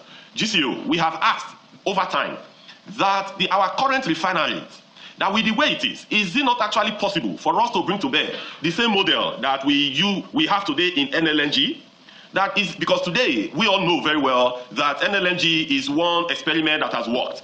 The way the refinery was designed when the old refinery came forward is that the new refinery was meant to feed into the old refinery was meant to feed into new for the end product to be of the right standard to the market, right? So the attempt on the old refinery was not optimum, and that's why we could not produce properly the PMS, but also the mid-grade products we are producing was at a loss, significant loss to all of us. We're all Nigerians. It's not about me or NNPC, right? And that was the problem. So the first thing we then said was, rather than continue to lose, let's quickly stop and look for a way to put this refinery into a sustainably profitable venture, but also a means source of sustainable employment. We've now completed the commercial review for the Port Harcourt refinery. And from that commercial review, we have come to that conclusion that the best way forward is for us to get a true professional refining company to join us and cooperate with us. The long term will be better for everybody, but not everybody is patient for that. So, and I think that's what you see. So there's no hiding around all the attacks that I have received. We are under attack. And I repeat again, NNPC, we are under attack. However, we know why this attack is coming. We have our commitment and we are resolved to stay focused, to drive the mandate that President Bola Ahmed Tinubu has given us. ó náà lẹ́tí gbọ́ lẹ́nu bọ̀dá báyìí ojú la rí wọn ní àwọn wà under attack ṣé spiritual attack ni àbí physical attack àbí irú attack wo wọ́n ní ṣùgbọ́n àwọn ọmọ ibi tó ti ń bọ̀ àwọn ọmọ DNA attack àtàwọn tí ń attack àwọn bẹ́ẹ̀ bá ti mọ ṣọ́ọ̀ṣì ìṣòro yóò lè dojú kọ àmọ́ wò bọ́n ṣe ṣe ṣùgbọ́n àwọn èèyàn ń wọ̀nù wọn kó mọ̀ jẹ́ wípé àwọn náà padà wá jẹ̀bi lọ́wọ́ ọmọ Nàìjíríà lórí ìgbésẹ̀ tí wọ́n fẹ́ gbé àbẹ́lẹ̀ ìtàn tiẹ̀ tí kọ́kọ́ gbé tẹ́lẹ̀ páwọn ó ta Refinery tán ti bùn agbọ́ ṣùgbọ́n tán pẹ̀yìndà ní ìsìn wọn wá láwọn òwò ẹni kúnra àwọn tí àwọn náà ń ṣerú iṣẹ́ ìmú ni àwọn wo ló ń àtàkì yín ṣé ẹ fẹ́ wá ẹni kúnra ẹrin yín ń pa mí Refinery tán ló ti hold mọ iye tẹ́ ẹ̀ nà sí ládùúrò owó òkè ìgbésẹ̀ wo lẹ́yìn ti gbé ládùúrò owó tẹ́ ẹ gbọ́ wípé àwọn predecessor yín ti ná òun làwọn EFCC sì ń wọ́ọ̀dì wọn yìí sẹ́yìn náà tún fẹ́ ná mí ni ibo lẹ ti fẹ́ rówó mi tẹ́ fẹ́ ná ilé ìlágbára o sówó ọ̀tí kan náwó mi sórí Refinery yẹn ẹ gbọ́ tí bàdà báyọ̀ Ojúlárí ò ní jẹ̀bi bàdà Ojúlárí ọ̀rẹ́ òdenu o. ó dá ẹ̀ka àpò padà òun náà lẹ́tí gbọ́ lẹ́nu wọn ṣùgbọ́n àwọn ọmọ Nàìjíríà sì ń gbà wọ́n yànjú wípé bẹ́ẹ̀ bá fẹ́ tẹ́ bí àwọn predecessor yín ṣe tẹ́ ẹ̀rì ìbéèrè ìwòsí dáadáa bẹ́ẹ̀ bá ló ní fa ẹ̀jẹ̀ kan bá yín dífá rẹ̀ pé ṣé Refinery mẹ́tẹ̀ẹ̀ta yìí ṣé yóò wọ́ọ̀kì still bẹ́ẹ̀ bá ló ní ṣègùn ẹ̀bẹ̀ wọn lọ́wọ́ ẹ̀ bẹ́ẹ̀ bá ní àwọn pásítọ̀ bẹ́ẹ̀ bá ní àwọn wòlíì àwọn àfáà tán ìrórùn tán máa ń tẹyan rìn wọ́n ní ẹnìkan bá yín tẹ̀ ẹ́ pé ṣé Refinery ó ṣiṣẹ́ ego spiritual. ó náà lẹ́sìn báyẹn o ẹja kó ń bẹ ẹja wá dẹ́kọ̀ ilé ìkànnì lóminú o níbi tán ti sọ pé arákùnrin kan Abíọ́dún àríòrí tí wọ́n náà ń wá wọ́n ti declare wanted àti sọ́n tó ṣe fún yín níbi tá a ti dàmí tútù wájú ẹjẹ́ àgbọ́ lẹ́nu ọ̀gá ọlọ́pàá olójú méjì náà fi dà ìṣe wọ́n sọ̀rọ̀ nípa ti Balógun bó lọ́mọ yíbò ká ó ṣe wá mọ́ halẹ̀ fún ọmọ Kogi Yorùbá náà ní agbèjà rẹ̀ ni tó sì gún pa ó sì kú wọ́n náà wàá gúnra rẹ̀ léjìká wàá wà unconscious ẹ bá ń jí o yóò jìyà ọwọ́ rẹ̀ o kó tiẹ̀ sí pé ẹsẹ̀ wà dájọ́ kú fún padà òun fẹ́ shortcut tó fẹ́ sáré para rẹ̀ ni ṣùgbọ́n irọ́ ẹjọ́ kọ́kọ́ jìyà kan fojú ẹ̀ gbólẹ̀ náà káwọn yòókù fi kẹ́kọ̀ọ́ látara rẹ̀ mi ò wá mọ tí ń ṣẹlẹ̀ láàrin jà o ẹ bá ń tẹ̀sí ilé abẹ́rẹ́ já gbọ́rọ̀ lẹ́nu agbẹnusọ ọlọ́pàá lẹ́kọ̀ọ́ bẹ́ẹ̀ bá bọ́n rí ẹ ń bá sì mọ ojú Abíọ́dún yìí ẹ tẹkọ̀ létí sọ́dọ̀ àwọn ọlọ́pàá ẹ mọ̀jẹ̀ abohun tí ò dáa o wọ́n ní ó lágbára wọ́n ní ajagunbalẹ̀ ní wọ́n ló lówó lọ́wọ́ ó sì ní connection ṣùgbọ́n àwọn ọlọ́pàá Èkó ní àwọn òfojú ẹ̀ gbolẹ̀ ó ti ṣe ọ́ ó ti ṣe bó. From Abia State stabbed one Sadiq Ibrahim from Kogi State. He's currently under arrest in the hospital where he is being treated. Yes, thank you very much. For now, we are yet to get him. We're still making efforts to see that we bring him in for questioning. And we also want to use this medium to also reach out to him if if he's watching. So please turn himself in so that we can quickly bring this investigation to an end. But so far, what can you tell us about what you've gathered regarding the case? Because we're hearing about some 4 police officers who actually accompanied him to Lagos. Yes, just like we said in our press statement yesterday, there were 4 police officers involved in this, and it's all about fight over a piece of land. The man is known from our preliminary investigation to be a land grabber, so he's had cases involving land grabbing. Some of his cases are even at the Zone 2 headquarters in Lagos. So we know that for certain. And once he comes in, once we get him, we'll be able to wrap up our investigation. Autopsy would have to be conducted on them. So that is being prepared as we speak. The bodies are yet to be handed over to their families. But once this is concluded, we don't intend to hold back the bodies longer than necessary. So once that's concluded, we'll definitely hand over the bodies. Talking about Balogun Market, yes. We have the suspect in custody, and investigation definitely is ongoing. The case has been transferred to the State Criminal Investigation Department in Yaba, and definitely justice will be served. Also, we have another case of Habib Adelaja, popularly called Pella, who raised the alarm that he was kidnapped or abducted. Investigation will reveal if that was actually the case. We are investigating. We can confirm that Pella is safe and sound and is at home. The DPO covering that area, DPO Ilason, actually visited him at home to see things, to hear from him, and also visited the scene where abẹ́rí ọ̀rọ̀ náà lẹ́tí gbọ́ lẹ́nu agbẹnusọ iléeṣẹ́ ọlọ́pàá lẹ́kọ̀ọ́ pàápàá jùlọ arákùnrin tó ń wá yẹn wọ́n ròyìn rẹ̀ àwọn alágbára ọlọ́pàá ló tún kó lẹ́yìn ń jọ bẹ́ẹ̀ ni pé ròyìn tòní lórí àwọn ọlọ́pàá àtàjínigbé ni ó kó ọlọ́pàá 4 lẹ́yìn ọlọ́pàá lóore fi ṣe iṣẹ́ láabi ní Owódé Onírin wọ́n pa èèyàn 3 wọ́n ṣe ọ̀gá ọlọ́pàá léṣe ọlọ́pàá ló sì kó lẹ́yìn ẹ wá rí tí abániṣiṣẹ́pọ̀ ààrẹ ń sọ wípé ó ti tá àkó báyìí kán withdraw gbogbo àwọn tó bá jẹ́ VIP tó ń kó ọlọ́pàá kiri owó ilẹ̀ náà wọ́n àwọn ajagunbalẹ̀ yẹn mọ́ o kò sí tán lè ṣe o wọ́n máa ń pa àwọn èèyàn ṣeré lórí ilẹ̀ ni o òun làwọn ọba yẹn náà máa ń lò ṣùgbọ́n ẹ jẹ́ kó lórí tiẹ̀ lórí ọ̀rọ̀ ti Pella náà àwa náà dúró kí agbẹnusọ ọlọ́pàá sọ̀rọ̀ ní bó tiẹ̀ jẹ́ pé wọ́n ní Pella ti padà délé báyìí ṣùgbọ́n àkọ́kọ́ play fọ́nrán rẹ̀ níbi tí wọ́n ti jí Pella gangan gbé lọ kó tó di wá di pé agbúrò rẹ̀ wọ́n sì ní Pella ò tí ì sọ nǹkan kan fúnra rẹ̀ lẹ́yìn ìgbà tí wọ́n gbúrò rẹ̀ ṣùgbọ́n wọ́n ní àwọn ọlọ́pàá wọ́n ti secure rẹ̀ wọ́n sì ti rí wípé ó ti wà nílé bóyá wá sáré san ransom ní o bóyá òun náà ó kò là ní o torí ó ń sọ̀rọ̀ ọ̀bọ̀n nù rẹ̀ jẹ́ àkọ́kọ́ jọ gbọ́ná. I ain't gonna point gun. You follow the talk like that. Hey, go ahead. Hey, Dada. Guys, hey, guys.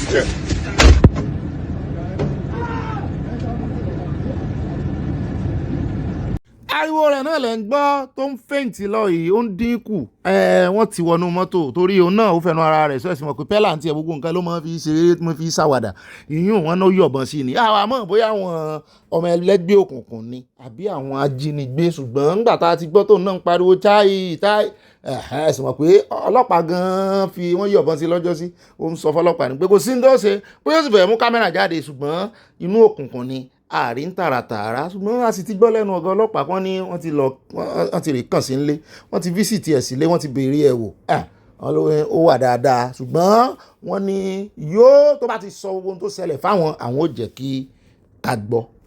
To know what exactly transpired, and the outcome of that investigation will be made public. We want to know if there was truly a kidnapping date and ensure that the public gets to know what exactly happened.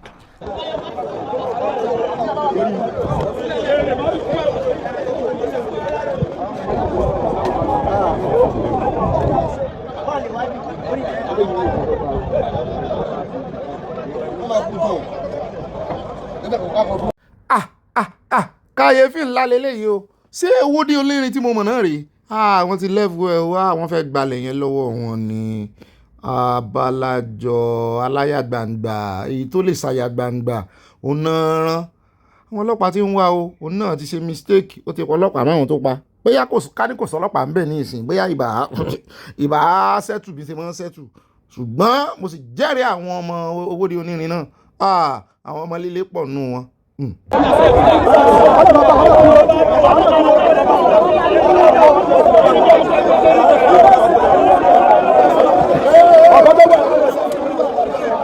ó náà lẹ́rí yẹn o wọ́n sì ní ọlọ́pàá kan ló ń sọ bọ̀bọ̀ yẹn náà ìròyìn tá a sọ tá a ṣẹ̀ mẹ́nu kúrò lórí rẹ̀ tí special aid ààrẹ ní kán mọ̀mọ́ deploy àwọn ọlọ́pàá sọ́dọ̀ àwọn VVIP ló ṣe débẹ̀ tẹ́ ẹ bá sì rí àwọn ajagunbalẹ̀ yẹn mọ́ sí mọ́ ṣe eléyìí tún wá ga ó síngbọ̀nlẹ̀ wọ́n ní máa abuse right àwọn èèyàn ni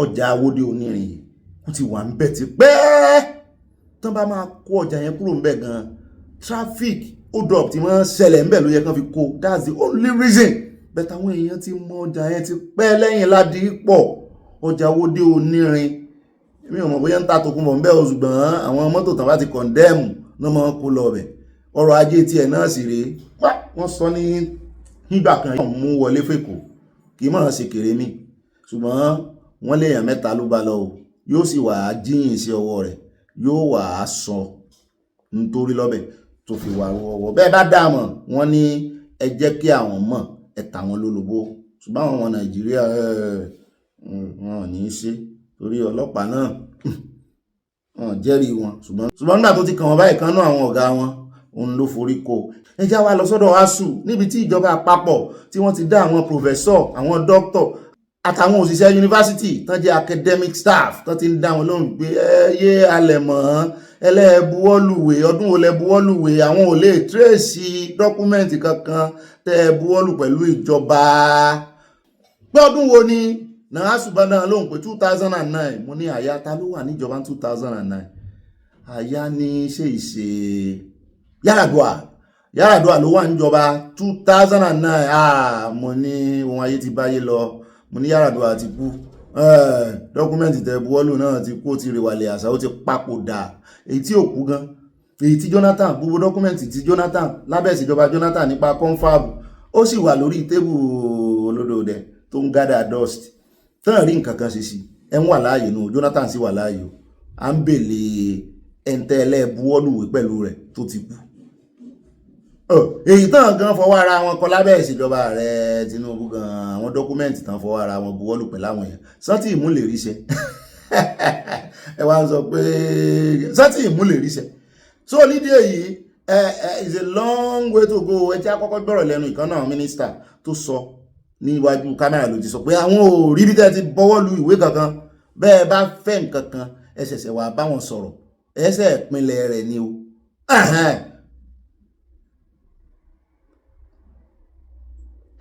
ẹ̀hún wo mi ẹ bá ń tẹ̀ sí ni ẹ̀yin ọmọ ìyá ẹ̀sìn jẹ́ kọ́mọ òwòrán mi ti sọ mo ti fún yín sáà ilé agbára là ń lọ ẹ bá ń tẹ̀ sí ẹjá gbọ́rọ̀ lẹ́nu mínísítà ó ga fún yín o. Look into the agreement. The government has never signed any agreement with ASUU. This was a draft agreement. The 2021 agreement was not executed by the government. So I need to be honest and truthful to Nigeria. ASUU might have the impression that if they have an agreement with government, there was no signed agreement with government. So, but ASUU, they're good people. ASUU, University Polytechnic Association, College of Education, the non-academic staff union, they're all good people. But we now have a responsive government that is being led by President Bola Ahmed Tinubu. And you know this president, once he makes his promises, he fulfills every single promise. Today, I don't know the press, you made this story up that we're meeting with ASUU. We did not have planned to meet with ASUU today. We've met with ASUU on an ongoing manner. We've engaged them. We've worked shoulder by shoulder. We still met with ASUU, President and their leadership, just as early as just last week, Tuesday or Wednesday. Ó ra ẹ̀ka àbọ̀ padà ẹja wa lọ sòsè sọ́dọ̀ ìkànnú àwọn àbí chapter kìí ṣe èèyàn kan ẹgbẹ́ ní Rivers State ẹgbẹ́ ASUU ní tán náà ti tẹnu bọ̀rọ̀ wọ́n ní àwọn wà ń bí o pé àbí mo fẹ́ fárí apá kan dápá kan sí mo fẹ́ sojú ṣáájú pé sẹ́mi ò ní taari máìkì sáwọn kan náà sọ tẹnu àwọn mo ní èmi náà ti rí yín kọ́nà mi ò mọ̀ pé ASUU lẹ́ ń represent ni wọ́n lásùú làwọn represent àwọn fẹ́ sọ tẹnu àwọn wọ́n ní 2009 lóòótọ́ làwọn tọwọ́ bọ̀wé wọ́n ní pẹ̀lú Yar'Adua mo ní 16 years ago wọ́n ní bẹ́ẹ̀ ni mo ní kílẹ̀ iná wa ń wò láti 16 years tẹ̀sán kankan mọ iye ààrẹ tó ti jẹ ni wọ́n ní soldier go soldier come barrack remain the same mo ní òwe barrack remain the same lọ́dọ̀ àwọn olóṣèlú àwọn ọlọ́jẹ̀lú owó yẹn ò ta barrack wo ló remain the same ẹjẹ́ kan wọnú barrack ní ìṣẹ́ bẹ́ẹ̀ sọ̀rọ̀ kì ní barrack 10 rifasi ebó náà rí dọ́kúmẹ́ǹtì yín bẹ̀ 16 years ago ẹ̀yin náà sọ̀rọ̀ ẹ̀ wúra yín ràn gbọ́n tí Yorùbá sọ ni wípé béèyàn bá dákẹ́ tara rẹ̀ ó bá dákẹ́ ẹgbẹ́ nu yín falágbàfọ̀ asù ẹsẹ̀ ìbẹ̀rẹ̀ ní o ẹsẹ̀ ìbẹ̀rẹ̀ negotiation wọ́n ní kí wọ́n sọ bẹ́ẹ̀ mọ́ wọ́n ní wọ́n mọ tán ṣe wọ́n ní ọgbọ́n àyíníke náà ń lò àwọn náà ó sì lo ọgbọ́n àyíní padà fún wọn wípé wọ́n wá lọ gbé ètò kan kalẹ̀ pé wọ́n wá pè ní ètò ẹ̀yáwó fún àwọn asù wọ́n ní káwọn àwọn yáwó ètò táwọn fi 10 years san ó wà ń bẹ mú ní ó sì dá credit facility làánà fi ń gbéra ń lo èbò káàkiri Europe credit facility ni ẹ̀yin tẹ́ sì jẹ́ òṣìṣẹ́ ìjọba wọn tó pọ́n yín lé ní credit everybody fi ń rajà bọ́ọ̀bà ara lé ní ìsìn ọ̀lẹ́ ra lé odidi kó san owó rẹ̀ tán nísàn kan náà abẹ́ ń bá kówó jẹ àbí tó lówó gan gidi tàbí tí ń bọ̀ láti Nàìjíríà tó London owó bọ̀ wọ́n sì bí léèrè mọ́tò gan olójú mọ́tò tó rà tó kò gbowó lẹ̀ o lè ra mọ́tò 2025 ní ìsìn tó kò gbowó rẹ̀ lẹ̀ o wọ́n ti ẹ̀rànjú mọ́ díẹ̀ ríbo ló ti rí wọ́gùn ò ní fẹ́ ṣe credit facility ló gbé economy ìlú òyìnbó in fact àríbi tán mọ̀ yọ owó kékeré báyìí àrí mi tán mọ̀ yọ 20 euro 30 euro ìmí ilé nílùú èbò èlò náà yọ tán bá fún yín credit facility a sì gbọ́ tán sọ wípé housing facility náà wà ẹ̀yin náà ti ẹ̀kọ́kọ́ gbà akọ àpò làákọ̀wó wọ́n ní rárá wọ́n ní ẹ̀tọ́ àwọn nìkan fi ṣáájú mo ló dáa ẹgbẹ́ àwọn sì máa ń kẹfẹ́ nu ara yín béèrè ẹ̀tọ́ yín. Our disappointment stems from the fact that we have had to invite you yet again on the same subject matter. In a recent press rally, the national leadership of ASU decried government's complacency and delayed tactics regarding completion of the renegotiation and other emerging issues within the public university system in Nigeria, most of which border on government's insensitivity to the plight of lecturers. These emerging issues include the victimization of our colleagues in Lagos State University, in Kogi State University, now Prince Abubakar Audu University, and in Futo, the Federal University of Technology, Owerri. 2, the outstanding arrears of the 25 and 35% wage award. 3, withheld promotion arrears of over 4 years. 4, unremitted third-party deductions. The said loan is a distraction and a deviation from concluding the renegotiation of the 2009 ABN ASU agreement, which will definitely improve our purchasing power and decrease reliance on loans. Number 2, government ought to have applied the money earmarked for the loan to defray the 3.5 months salary owed lecturers. Number 3, the loan is a snare aimed at further impoverishing our members, most of whom are already heavily indebted. Number 4, the loan will incapacitate university-based cooperative society. Ó dá ká mọ̀ padà ẹja wá lọ sọ́dọ̀ mínísítà Olúbùnmi Òjó lórí awuyewuye owó pásítọ̀tì tàn gbé sókè 100% ti pọ̀ jù kí ló dé wọ́n ní ẹ fi wọ́n lẹ̀ wọ́n láṣìírí ara wọn náà tú wọ́n yẹ̀yẹ́ ara wọn ni wọ́n sì rí ara wọn síta wípé ní tí wọ́n ń sọ ìtumọ̀ ẹ̀ náà ni wípé owó náírà kò níye lórí mọ́ pé bó lẹ́ẹ̀kan ṣe déédéé ìyá lọ́jà tó wà lọ́jà gan-an pé ó bá fowó lé nǹkan díẹ̀díẹ̀ ni ẹ sì gbé ojú owó ẹ tún fi kún owó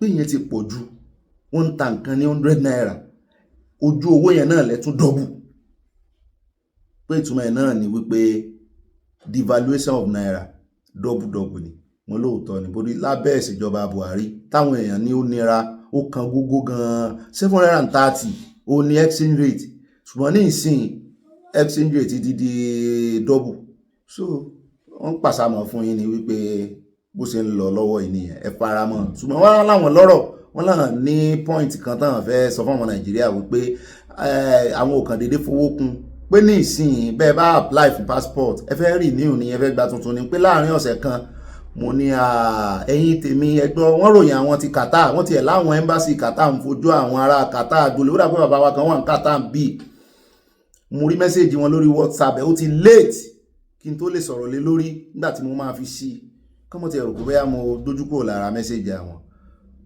Mo wá ń gbọ́ báyìí ní Qatar, wọ́n láwọn embassy Qatar wọ́n náà ń fojú àwọn ọmọ Qatar, ọmọ Nàìjíríà Qatar, wọ́n fojú wọn gbolẹ̀ nítorí pé wọ́n pariwo síta.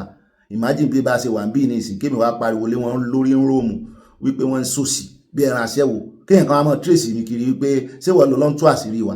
Kò sí embassy Nàìjíríà tẹ́dé tán máa mú tán máa jẹ́ kẹ́ ẹ mú fóònù wọlé. Mi ti ń bà wọ́n lẹ́rù. Ó dẹ̀ ń bá ilé ńlá ń bí ilé ńlá ó mú fóònù rẹ̀ wọlé tó ọmọ ó lè pè ní ilé ńlá ń bí tán ti ń yíṣù òkè. Wọ́n wá wò pé kí ni gbogbo ilé yìí ìfàsẹ́yìn lẹ́ ń fúnra yín. Ẹ ṣe Nàìjíríà òkè embassy Nàìjíríà tún wà ń lu òyìnbó ẹ tún gbé ìṣelédè ìlú òyìnbó. Kí ló wà nínú kẹ́ ẹ mú fóònù kí ló wà ń bẹ̀? Ẹ jẹ́ káwọn èèyàn mú fóònù wọlé. Bó bá lọ embassy Nàìjíríà ní ìsìn ó lè lo 8 hours ń bẹ̀. Wọ́n lè mọ́ rí káà rẹ̀ kan àbí káà rẹ̀ méjì. Ó lè lo 8 hours ń bẹ̀. Ọmọ rẹ̀ tó fi ń lé bóyá oní junior lé minor yóò ti pè wọ́n ti gba fóònù lọ rẹ̀. Emergency lè wà wọ́n ti gba fóònù lọ rẹ̀. Tán ti ẹ̀kọ́kọ́ bá wa rí sí yẹn náà ẹ rí wípé tán bá tú fóònù lẹ̀ gbogbo nǹkan fẹ́ kó ṣiṣẹ́ contactless ní o ẹ rí pé gbogbo ẹ̀ ni ó ṣiṣẹ́ nítorí àwọn èèyàn ó tú bá ńlá sí wọ́n sì fi ẹ̀rí hàn wọ́n sì mú ojú àwọn tí ń dalẹ̀ láàmú láwọn embassy. Ẹ wo wọ́n frustrate yín ni o Minister Olúbùnmi ṣé wàá pínra yín sí 10 ni yóò ti ẹ̀jú 10 lọ tẹ́ bá ní kẹ́ ẹ mọ́ lọ káàkiri gbogbo embassy káàkiri orílẹ̀-èdè ayé globally. Gbogbo ilé tẹ́ ń lé lẹ́nu yìí sẹ́yìn nìkan lè dá sí ẹ lè dá sí o gbogbo technology contactless yìí kò ṣiṣẹ́ o kẹ́ ẹ tètè ya lọ wá bẹ́ẹ̀ ṣe mójútó owó lẹ́tún ti gbé sókè yìí o kẹ́ ẹ gbé ti Nàìjíríà sókè ẹ tí ìsọ iye tẹ́ fi kún fún àwọn táwọn ní Europe o àwọn tó wà l'Amẹ́ríkà àwọn tó wà ní UK a sì mọ̀ wípé yóò gara ni àwọn tá ti ń complain tẹ́lẹ̀ bọ́ bá ṣe pẹ̀lú àwọn kùrùkẹrẹ tán máa gbowó lọ́wọ́ rẹ̀ wọ́n sì ní gbà kó transfer owó sákàǹtì àwọn káàsì náà fẹ́ gbà lọ́wọ́ rẹ̀. Ìwà ìbàjẹ́ ààrẹ Tinubu sì ní corruption ti tán Nàìjíríà bóyá bọ́dà Nàìjíríà nìkan ló ti tán àwọn Nàìjíríà tó wà nù àwọn embassy Nàìjíríà tó wà káàkiri ńkọ́. Wọ́n láwọn ọmọ Nàìjíríà ti ń padà lé mọ́ mi kan sọ fún mi ń kọ́ ọmọ ìṣẹ̀ṣẹ̀ wọ́n lé ọjọ́ olè mi fẹ́ wálé wọ́n ní corruption ti tán Nàìjíríà wọ́n ní ọ̀pọ̀lọpọ̀ àwọn diaspora ló ti padà wọ́n lè mi nìkan ló kù mo ní àyà ò tí ì fún mi ní gbọ́ ẹ̀. Ó dẹ̀ ẹjẹ́ agbọ́rọ̀ lẹ́nu wọn wọ́n ní láàrin ọ̀sẹ̀ kan ẹ̀ mọ̀ gbà kínní ẹjẹ́ agbọ́rọ̀ lẹ́nu wọn ẹjẹ́ agbá tó nù tán fẹ́ sí. When you look at almost all countries in the world, in line with ICAO regulation and ICAO advice, almost all the major countries in the world, they do decentralized passport production because you must balance speed and security. The passport, like what the president said in Japan, that your nationality is in your passport, but your character is in your person. So the passport is a symbol of nationality. It's a nationality document. It's a security document of state. When we came on board, if you look at the UK has 1 point where passport is personalized. That is in Croydon in the UK. The US has 2. One in Philadelphia and the other one in Washington. China has only one in Beijing because they want to be accountable for every passport that goes out. The paper that is used to manufacture passports is the same paper that is used to manufacture money. That is the same process. That is to tell you the security of your passport, what it means. And most countries want 2 maximum production centers. But what did we inherit in Nigeria when President Bola mentioned? It's important that we say this because people can, as I always say, yes, we are not yet where we want to be, but we are not where we were. We've made progress. When we came on board, we inherited 96 centers of passport personalization. 96. How do you control integrity of 96 centers? 54 in Nigeria, 42 in diaspora. But today, and people can say, oh, the money to build it is a problem, it's expensive, it's tens of millions of dollars, But I'm happy to inform you today. Go to NIS headquarters, the Centralized Passport Personalization Center for Nigeria, the biggest we have in Africa, and I repeat that. Please go to NIS headquarters. And it was delivered not by taking the cover from the coffers of government, not one error. We did not award a new contract for it. We only renegotiated the existing contract to bring value to government. And today, we have a centralized passport personalization center. So all our passports, which is easier when you enroll, it does not take us more than 24 hours to vet and do whatever, then printing, because there is the passport, with the center we have today, we can print more than ×5 of what we are required because we build for the future in case the population continues to grow. The awareness for passport continues to increase. We build for the future. It means that if NIS work for like 3 hours, 4 hours a day, they don't print it for the whole day. So there is already an arrangement with Korea company will send it to you. It means that maximum within 1 week, once it's open, within 1 week, you enroll for your passport. You get your passport seamlessly, removing the bottleneck and removing the corruption within the system. Because I've always said this, and some people will not be happy. Some PCOs we do expect, that have so much power that they can decide not to approve, not to print until. But we're taking that off. And I've always told people, the best way to cut corruption is to remove human contacts to the nearest minimum. They might not like it. They have read a lot of things in the papers. Some retired officers complaining, the minister is dismantling the system. I said the system that we inherited that had 6 months passport backlog, that we wish we were able to play in 2.5 weeks. That system that was inefficient, that Nigerians to apply for passport, it takes 6-7 months to get it. A system that for passport you need to pay 200,000 to 50,000. Even my own daughter wanted to, and that's why I'm very passionate, because I had that bad experience. Even when I was chairman MPs, my daughter wanted passport. It was a problem. I know how much I had to pay, hundreds of thousands, for me to not be able to get for my small daughter, a 12-year-old girl. So somebody will not tell me that it's a problem when you dismantle a system that's not working. So, but today we have been able to solve that problem. And also, one other thing we will do. This is the first time I'm saying this, but I told the CGNIS that she has to work on it. I'm sorry, PCOs will not like this, but my responsibility is not for you to like me. Leadership is not a popularity contest. My responsibility is to do what is right. When you don't like me, well, let there be efficiency, let Nigerians be happy. The issue of passport approval, we will need to remove that power away from PCOs if we want it to work. Then there's no day that we do more than 10,000 passports. We don't. That's the truth. And for me, the way, since we introduced the centralized visa approval process in our headquarters, people get visas in less than 48 hours. Nobody, since that time, nobody, I've not had call, please help me with visa. It is now, you apply for e-visa in 48 hours, you know yes or no. ó náà lẹ́ti gbọ́ yẹn o, wọ́n ní ẹ má wọ́rí pé àbùdí ń tolókun àbùdí ń tọlọ́sà ibi gbogbo bí tẹ́ bá ti mú yẹn ní mọ́bẹ̀ wọ́n lọ́wọ́ yóò ní kánṣálẹ̀ àpò wípé ló ní 50,000 táwọn fi lé wọn ti ẹ̀ kọ̀nsídà àwọn tí ò láláìní. Ga o ẹni bá fẹ́ rìnrìn àjò náà yóò lò ó lọ́wọ́, ìtumọ̀ ẹ̀ náà nù, wọ́n gbé step yẹn ni báwọn Nàìjíríà náà ti gbà bẹ́ẹ̀. Àwọn wò bóyá àwọn àjọ ajàfẹ́tọ̀ọ́ ọmọnìyàn bóyá wọ́n protest, ṣùgbọ́n títí dìdáyà àti ìrìyàn kankan tó protest o. Ẹjá kó ń bẹ já wá dé ọ̀dọ̀ àjọ FCCPC kan kìlọ̀ gidigidi fún ọmọ Nàìjíríà pé ẹyẹ jọ̀gẹ̀dẹ̀ àgbààgbà tí wọ́n fi kábàádì pọ̀n tàbí gbogbo èso késo oúnjẹ kóúnjẹ tí wọ́n fi agídí tàbí tán fi kẹ́míkà tán fi pọ́n wípé ẹyẹ jẹ mọ́. Ẹjá sáré dọ́dọ̀ wọ́n fẹ́nu ara wọn sọ fún wa. Importance of complying with standards and regulations in that sector, because there are so many sharp practices like adulteration of our foods. When you sensitize, it's also a form of enforcement because it enlightens everybody to that bad practice, and people now tend to self-regulate. They decide on their own to start doing the right thing. It is a very bad situation, and we know the incursion of all these diseases of cancer, which are foreign to our environment, happen to be the result of this menace. And the thing emanated from the marketing aspect of the value chain. It doesn't come from the farmers. It is a pity that Nigeria is becoming a dumping ground.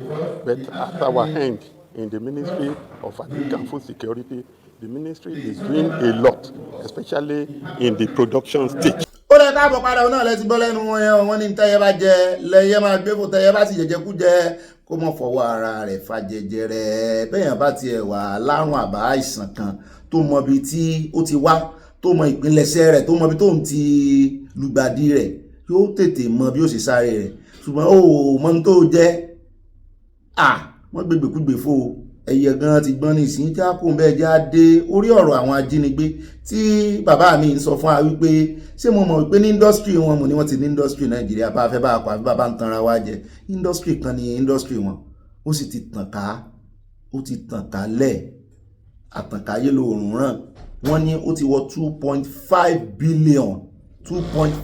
billion in worth ní gbogbo industry ajínigbé. Wọ́n ń gba ransom ní o, wọ́n ra nǹkan ọ̀bọ̀n ní o, wọ́n ń ṣe àtàjèrè làwọn náà ń ṣe. Àwọn ò ní bọ́n ṣe rú òwò bẹ́ẹ̀ láti Ọlọ́run Èdùmàrè tó rí imagine kán jí èèyàn bí kán wá ní kó rè mọ́ wá 50 million wá. Ẹ ṣọ́ra yín gbogbo ẹ̀yin tẹ́ ń lọ lé o. Ṣé ẹ rí gbogbo ohun tí ń ṣẹlẹ̀ ní Kwara? Ṣé ẹ ti rí mo ti ẹ̀ wo fọ́nrán ọmọkùnrin kan tí máa fi kéwú ṣe tí máa fi ṣe content níbi tó ti sọ̀rọ̀ sí àwọn àfáà Kwara. Mo rí lọ́dọ̀ Yorùbáwùyí ìyá wa. Ó sọ̀rọ̀ sáwọn àfáà Kwara, ó fọ̀rọ̀ gbọ́n lórí pé gbogbo bẹ́ẹ̀ ṣe máa halẹ̀ lórí ẹ̀rọ ayélujára nǹkan kan ò lè ṣe ẹ ní àlùwò ẹ ní kíní pé ẹ rèé fi dojúkọ àwọn ajínigbé tí ń dà wọ́n láàmú nílọrin mọ́ gbogbo Kwara. Ó ní bàbá Sunday Igboho ogun aṣọ ogun yín sẹ́ẹ̀ tí ìjùnú a ní ìdí yín ẹ wá gbà wá o. Mo ní ó rìn yín bọ̀ ni kò tí ì rìn yín jálẹ̀. Ẹ jẹ́ agbọ́rọ̀ lẹ́nu bàbá yìí nǹkan fẹ́ ní ìsọ̀ torí mo ní interest kidnapping industry ní Nàìjíríà ó sì ń gbilẹ̀. Ẹ bá ń tẹ̀sí ilé agbára.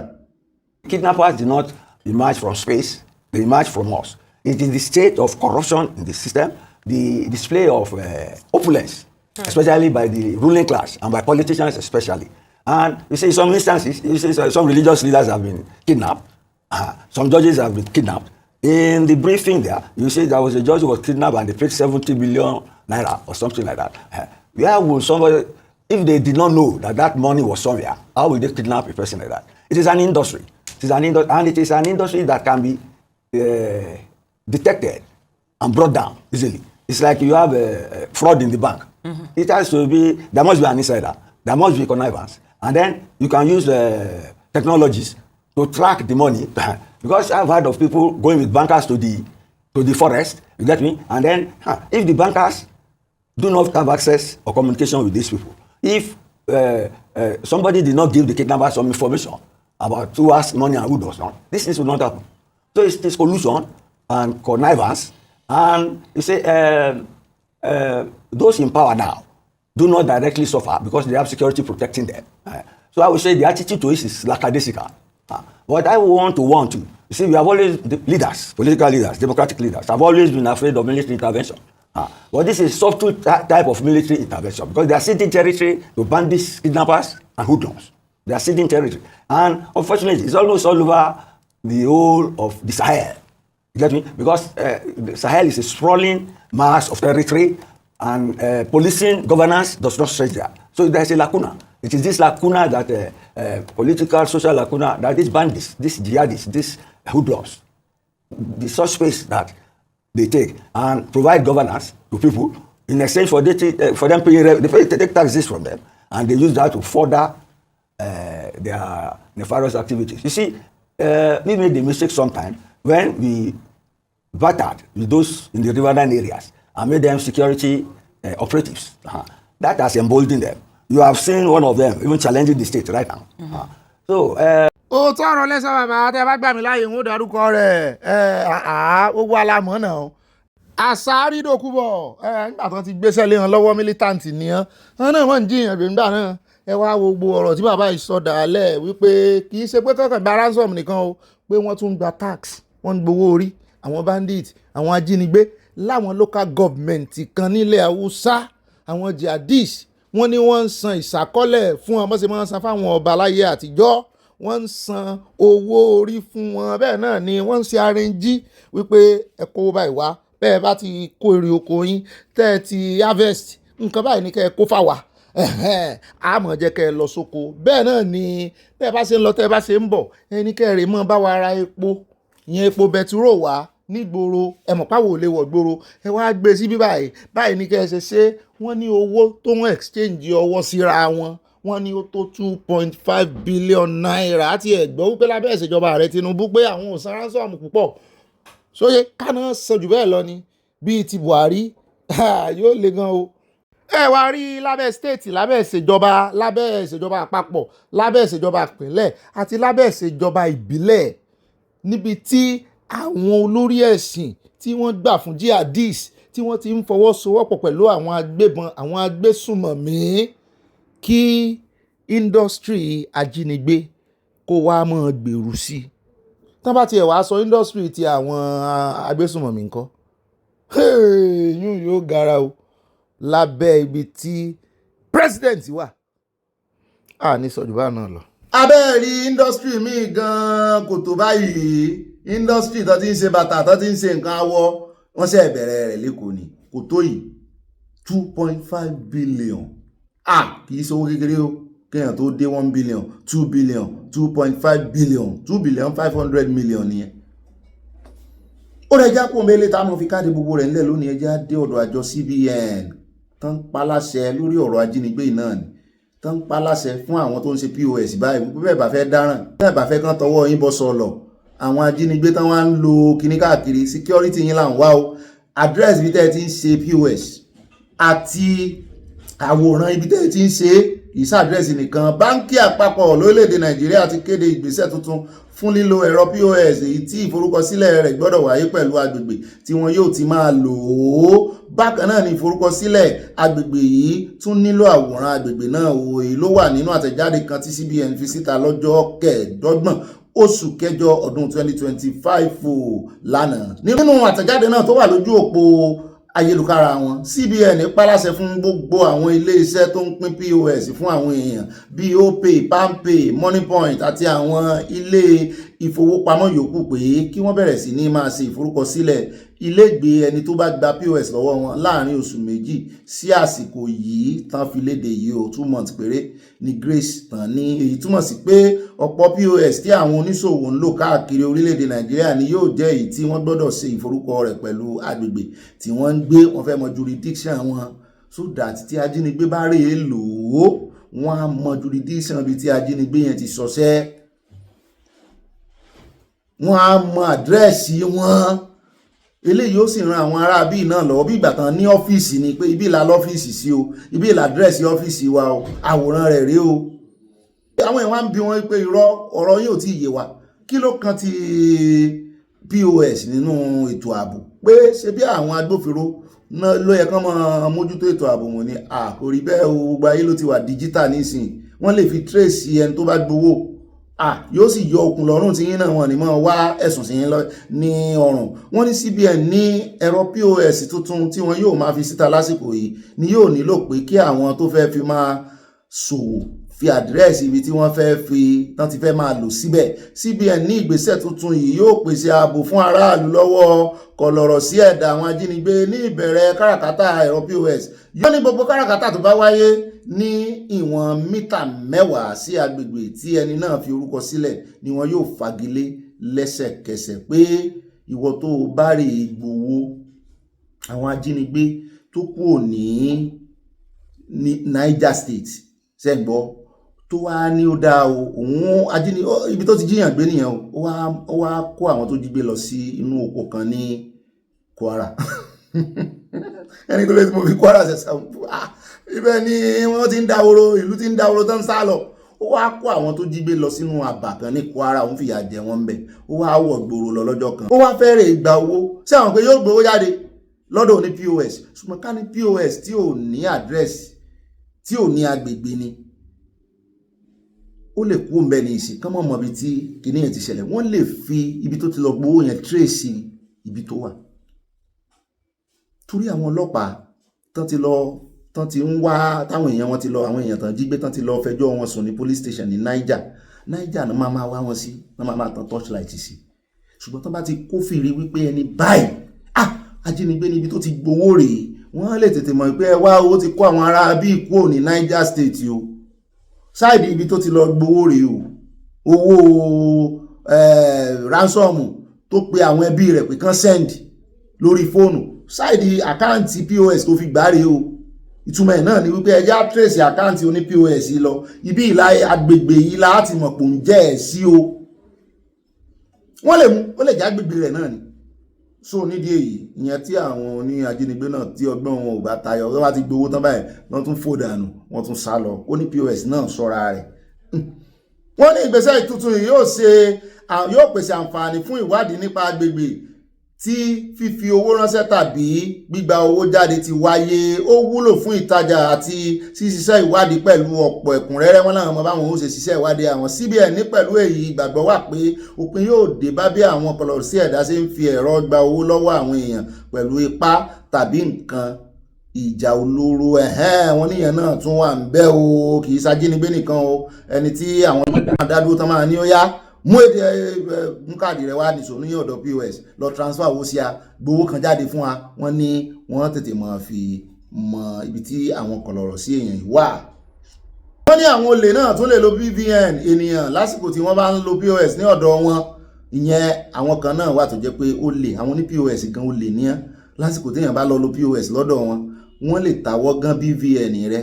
Àìmọye scanning machine burúkú ó ti ẹ̀ nìkan tí mo máa ń wò lórí ìkíní tó yẹ pé wọ́n ti lé another layer sórí ẹ̀ ẹ rò pé bóyá inú POS inú ATM lẹ́tì kíní bọ̀ ẹ̀ ní mọ̀ pé àwọn olè yẹn ti lé kíní míì tán fi máa gba gbogbo data yẹn. Àgbẹ̀kọ̀yà Security Movement of Nigeria Gbàgídọ́ zone Ìkòròdú Lagos wọ́n mú olè yìí nínú park view lénìí. Ó máa ń lọ sí ṣọ́ọ̀bù àwọn oníṣọ́ọ̀bù oníríṣiríṣi POS tó bá ti wá débẹ̀ tó bá náà fẹ́ rajà tó bá ti yọ POS sí kó tó sọ̀rọ̀ ó máa ti change ẹ̀ mọ́ wọn lọ́wọ́ ó máa withdraw àwọn owó wọn. Kí lórúkọ ẹ? Sọ̀rọ̀ sókè. James kini? Daniel ọmọ olúbo ni ẹ? Ogun State. Báwo ni gbogbo àwọn POS yìí báwo ló ṣe dọ́wọ́ ẹ̀? Ó ra gbogbo ẹ̀. Tó bá wà rà kí ni iṣẹ́ tó fi ń ṣe? Má parọ́ o. Kí ni iṣẹ́ tí o fi POS yìí ń ṣe? Ó fi ń ṣe transaction POS. Ibo ni ṣọ́ọ̀bù ẹ wà? Ìjẹ́dẹ́. Kí ló ṣe láàárọ̀ yìí tó fi mú ẹ? Mo lọ sọ́dọ̀ mo wá ra rice àti owó ti mẹ́rin sí. Ṣùgbọ́n ẹni lọ́kọ́ wá sẹ́ndì 1,000 sí mi. Mo gbọ́ pé aláṣẹ kí n lórí POS mi. Ṣùgbọ́n mi ti wá gbé POS jáde pé tó ń gbọ́ta ló sẹ́ndì owó sí mi. Òun sí orí ẹ̀kọ́ ẹ̀sìn ló ń ta bóyá ìwẹ̀ ìwá rí POS lọ́rùn. Wá ní POS mo ní POS ẹ̀ báwo ṣé wọ́n retí owó lọ́dọ̀ ìgbìmọ̀ kan ni. Orí POS lọ́wọ́ ẹ̀yàn tó gbé POS yẹn dání tẹ́lẹ̀ nígbà tó débẹ̀. Àbó yá wèrè ni. Bọ̀tì ìgbà yẹn sì kò wá kò tí rí lọ kò tí wà lọ́wọ́ ẹ̀. Òun ṣe POS kí ló dé tó ní 1,000 láti fi ra nǹkan. Káàṣì tó fi ṣe POS dà. Aláyé mú kinní yẹn fún mi. Ọ̀sẹ̀ owó láti kọ́ tí mo fi gbé jáde ní kó dún pín. Jáde ní sọ̀tún mo ò pawọ́ fún yẹn nísìnyí. Aláyé kí ni òun fi POS yìí ṣe? Mo ṣọ̀rọ̀ fún iná. Tó gbà tó wà kú. Mo á gbé jáde pé àbẹ̀wò lè ti ẹ̀dùn nínú àwọn POS kí lè mọ èyí. Òun wá rí POS wá ní POS. Ó má bàbá yìí. Ibo ló ti mọ̀? Kí ló lọ ṣe lọ́dọ̀ ẹ̀? Kí ló lọ ṣe lọ́dọ̀ ẹ̀? Ìgbà tó lọ sọ́dọ̀ tiẹ̀ yẹn kí ló lọ ṣe? Ó lọ. Ó ṣe kí ni? Kí wá lóde tó sọ́pọ̀ fi POS yìí ṣiṣẹ́ ń gbà yẹn? Eléyìí nǹkan ṣomele.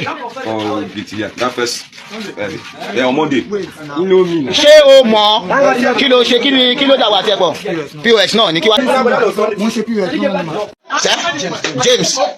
James nìyẹn o tó máa lọ change POS lọ́dọ̀ wọn ní POS. Chairman, what is your own name? Mr. Monday Awoke. Awoke. Yes. How is your POS? Wetin do your POS? As he come buy market for my shop. Who? This man. On when? On Sunday. He come buy market for my shop. He say make I help am print the paper. As he tell me say make I help am print the paper. So I know say we don use the opportunity to change my reason. He say make I help am check account balance whether the money wey dey there go reach wetin go buy. I help am change the account balance. So na so they use the opportunity. Come dey say make I supply market. Say make I sell Ororo, make I sell Epo. As I dey sell am, na no say don use the opportunity to swap my POS. As he collect as he do finish, me I wan carry my POS put inside. I no come see no be my own be this. So now you don change your own POS abi? Since on Sunday abi? Yes sir. Okay, as all these POS dey here. My 150,000 inside the day. Okay.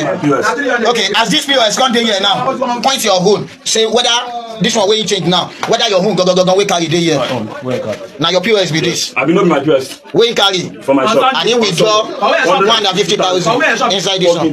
Yes, Olómi Tutu bus stop. Okay. Ilé agbèwà kò ní gbọ́dọ̀ alẹ̀. Ṣé tí bó ṣe wà yìí, ó ti ń ṣe tipẹ́. Ọlọ́run mú ẹ lénìí.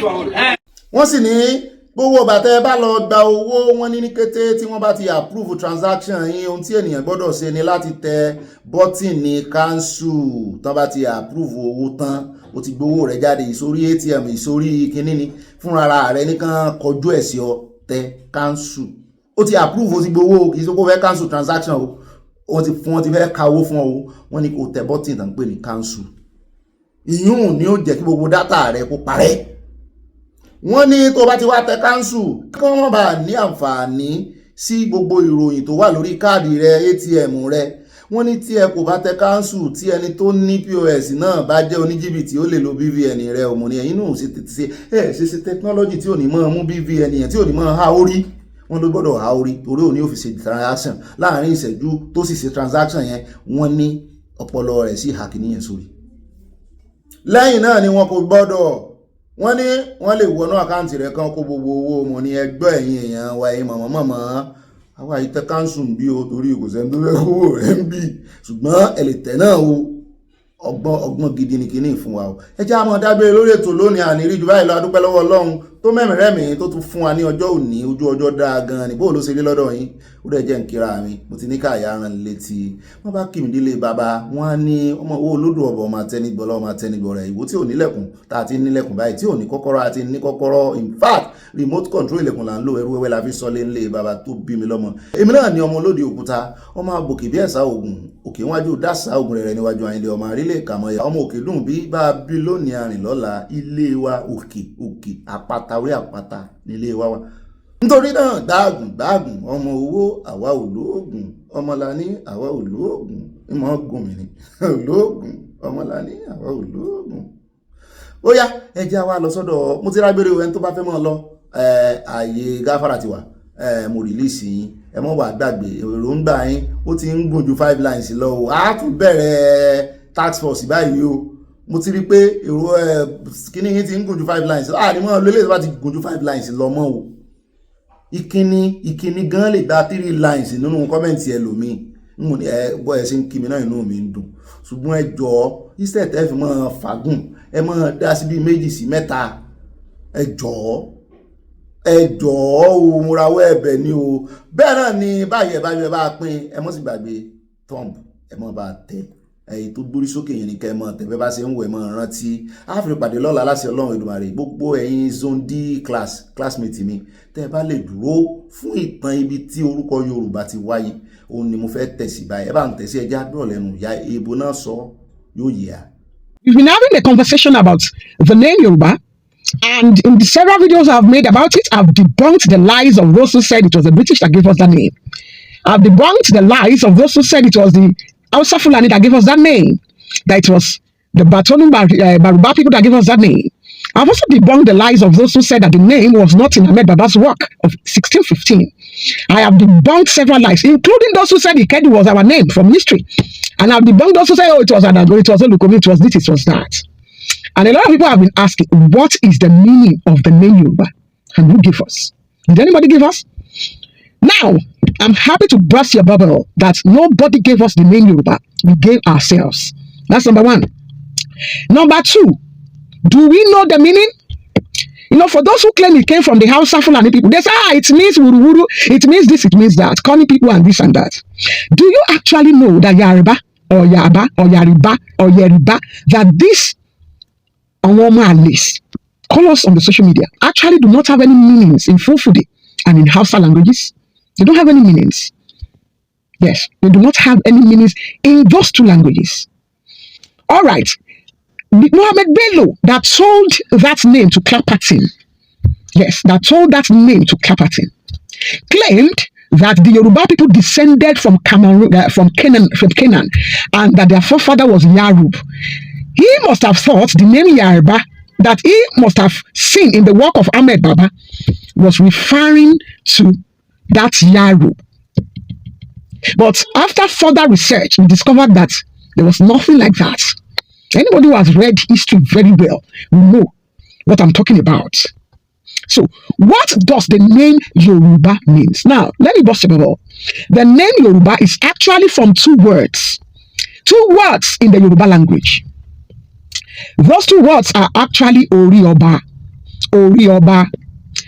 Later, it was brought together to mean Orioba. Orioba. That was now. Was this name told to the person that documented it by Oyo people? No. Now, who documented it? The name of the man who documented it is Richard Francis Burton. And the title of the book is Abeokuta and the Cameroon's Mountains, Volume 1, year 1863, page 229. Now, on that page that I have mentioned, all the other variations from Mohammed Bello and other things that people said were put in that book. But the people want to run propaganda and break our unity. Didn't see what he wrote about that Orioba being the original meaning of that name Yoruba, and that the name originated from the Yoruba people themselves. And if you read, you will realize that he didn't get the meaning of that name from Oyo. Rather, he got it from Egba people. He got it from Egba people. Now, for some of you who have been claiming, oh, Yoruba means the combination of Oyo and Bariba, Mr. Babalawo, you are lying. No book. Ó dáa òun náà lẹ́ti gbọ́ yẹn rí pé oríṣiríṣi ni ọ̀rọ̀ yìí tú síta bó tẹ̀ jẹ́ wípé èmi náà máa ń kìlọ̀ fún wa wípé bí wọ́n bá sọ̀tàn fún wa ẹ jẹ́ ká máa scrutinize ẹ̀ gbogbo ohun tí ìyá yìí náà ń sọ àtòrí ọba àti Yorùbá èmi ò mọ bí orí ọba náà ṣe di Yorùbá torí mò ń gbìyànjú wípé ṣé Yorùbá wàá gbédè mọ́ débi wípé orí ọba ó wá change sí Yorùbá mọ́ wa lọ́wọ́ àwọn èdè tá a wá ń sọ ní ìsìn orí ó sì ń jórí ọba ó sì ń jọba bá a bá so méjèèjì pọ̀ oríba ni ó jẹ́ àbí orúba ṣé bí Ẹ̀gbá ṣe máa ń pe orí àti ọba pọ̀ ló fa Yorùbá ẹ jẹ́ a máa scrutinize ìtàn ẹnu wọ̀nyí náà ó dùn débi wípé mo ti gbá gbogbo tán sọ tẹ́lẹ̀ èmi náà mo wá ń ra mi létí pé mímọ́ mo máa ń sọ fún wa mo máa ń sọ fúnra mi náà pé ẹ jẹ́ a máa scrutinize ìtàn ẹ jẹ́ a fi lè sí gbígbọ́ ṣùgbọ́n gbígbà ká mọ́ ti arrive sí gbígbà bus stop gbígbà ẹ jẹ́ ká scrutinize ẹ mọ́ ti sọ nǹkan kan sí mo fẹ́ kẹ́ wà indifferent ẹ mọ́ ti ìnirọ́ ní ìyá ìpá torí gbogbo ẹ̀rí náà fi hàn bóyá káà náà rè ka gbogbo òwe tán dárúkọ kárè ka péèjì tán dárúkọ ká wá fi tọ́ àwọn àgbà wípé ṣé ọ̀rọ̀ méjì yìí orí ọba orí àti ọba só lè di Yorùbá ẹ̀yin Ẹ̀gbá ẹ gbọ́ ọwọ́ yín ló kù sí ẹ bá wa sí homework ó dọ̀la. Ó náà lẹ́gbọ́n yẹn o ṣé ẹ ti wá rí Yorùbá tí ò bá bó lè yóò ṣe jẹ́ Yorùbá tí ò ní tí orúkọ tí ń jẹ́ òní nítumọ̀ àpèjẹ rẹ̀ òní nítumọ̀ ńgbà tó sì sọ ibi tó ti wáyé ìtumọ̀ là ń sọ o torí títí di àkó yìí náà ti máa ń sọ fún wa wípé Fúlàní in fact àwọn olùsọ̀tàn tó wá látọ̀yọ́ ńgbà míì gan wọ́n máa ń sọ fún wa pé àwọn Fúlàní àwọn Haúsá páwọn ni wọ́n ń pe yáríbá tán sọ kí ní ẹwà ohun tí ìyá ìsọ ìyá ì náà láwọn náà ti wà confused tẹ́lẹ̀ ṣùgbọ́n wọ́n pe yáríbá wọn pe yáríbá kí ni ìtumọ̀ rẹ̀ àwọn kan ní nítorí wọ́n pe yáríbá ni àwọn oníjìbìtì bàbá wa wò sórúkọ tó dáa ni ṣé ẹ rí ìjà àwọn ọba méjèèjì tó fẹ́ tún nǹkan ṣe gan o èmi ti ń béèrè kíní ti pẹ́ Yorùbá òkè tí yárí bàbá wa di Yorùbá so wá yẹ ẹni tó tiẹ̀ fún wa lórúkọ yìí gan tó bá jẹ́ bẹ́ẹ̀ ni ìtàn tán ń sọ tẹ́lẹ̀ tí ìbá sì ti yá ìtànṣẹ́ wá ìtàn tán ń sọ tẹ́lẹ̀ ẹ ń fún wa lórúkọ yìí gan só ṣe é gbọ́ létí pé àwọn tó fẹ́ gbalẹ̀ ẹ̀yin náà fún yín lórúkọ náà sọ yín lórúkọ náà Kristi yín gbogbo ọ̀nà ní Yorùbá yẹn ó ti tó bá igun tó wà lórí rẹ̀ lórí orúkọ yẹn ó ti tó gẹ́lẹ́ ọ̀rọ̀ Ọ̀tọ̀yọ́ yìí àti ti Oòduà àtọ́ni ọ̀rọ̀ wọn gangan ló tú gbogbo àṣírí ìsìta ṣé ẹ rí pé Ọlọ́run mọ tí ń ṣe lè rọ tí tuntun sínú old bottle èèyàn lè gbé orúkọ Ègún tí àhólẹ̀ ti ṣe lè gbé orúkọ Ògún délẹ̀ orúkọ Ègún délẹ̀ lè rí kò ṣeé ṣe gbogbo jàǹkárì wọ̀nyẹn lọ́lọ́run fẹ́ bá wa já báyìí so gbogbo bí ìjà iṣẹ́ ń halẹ̀ tó ẹ mọ́ tún dúpẹ́ ayé ọpẹ́ yọ ń bẹ́ẹ̀ gbogbo jàǹkárì ìjà yóò parí ẹ̀ rí gbogbo wa láwàá rí dáadáa báyìí ojú gbogbo wọn náà ó tó wípé àsìkò ṣe rí rèé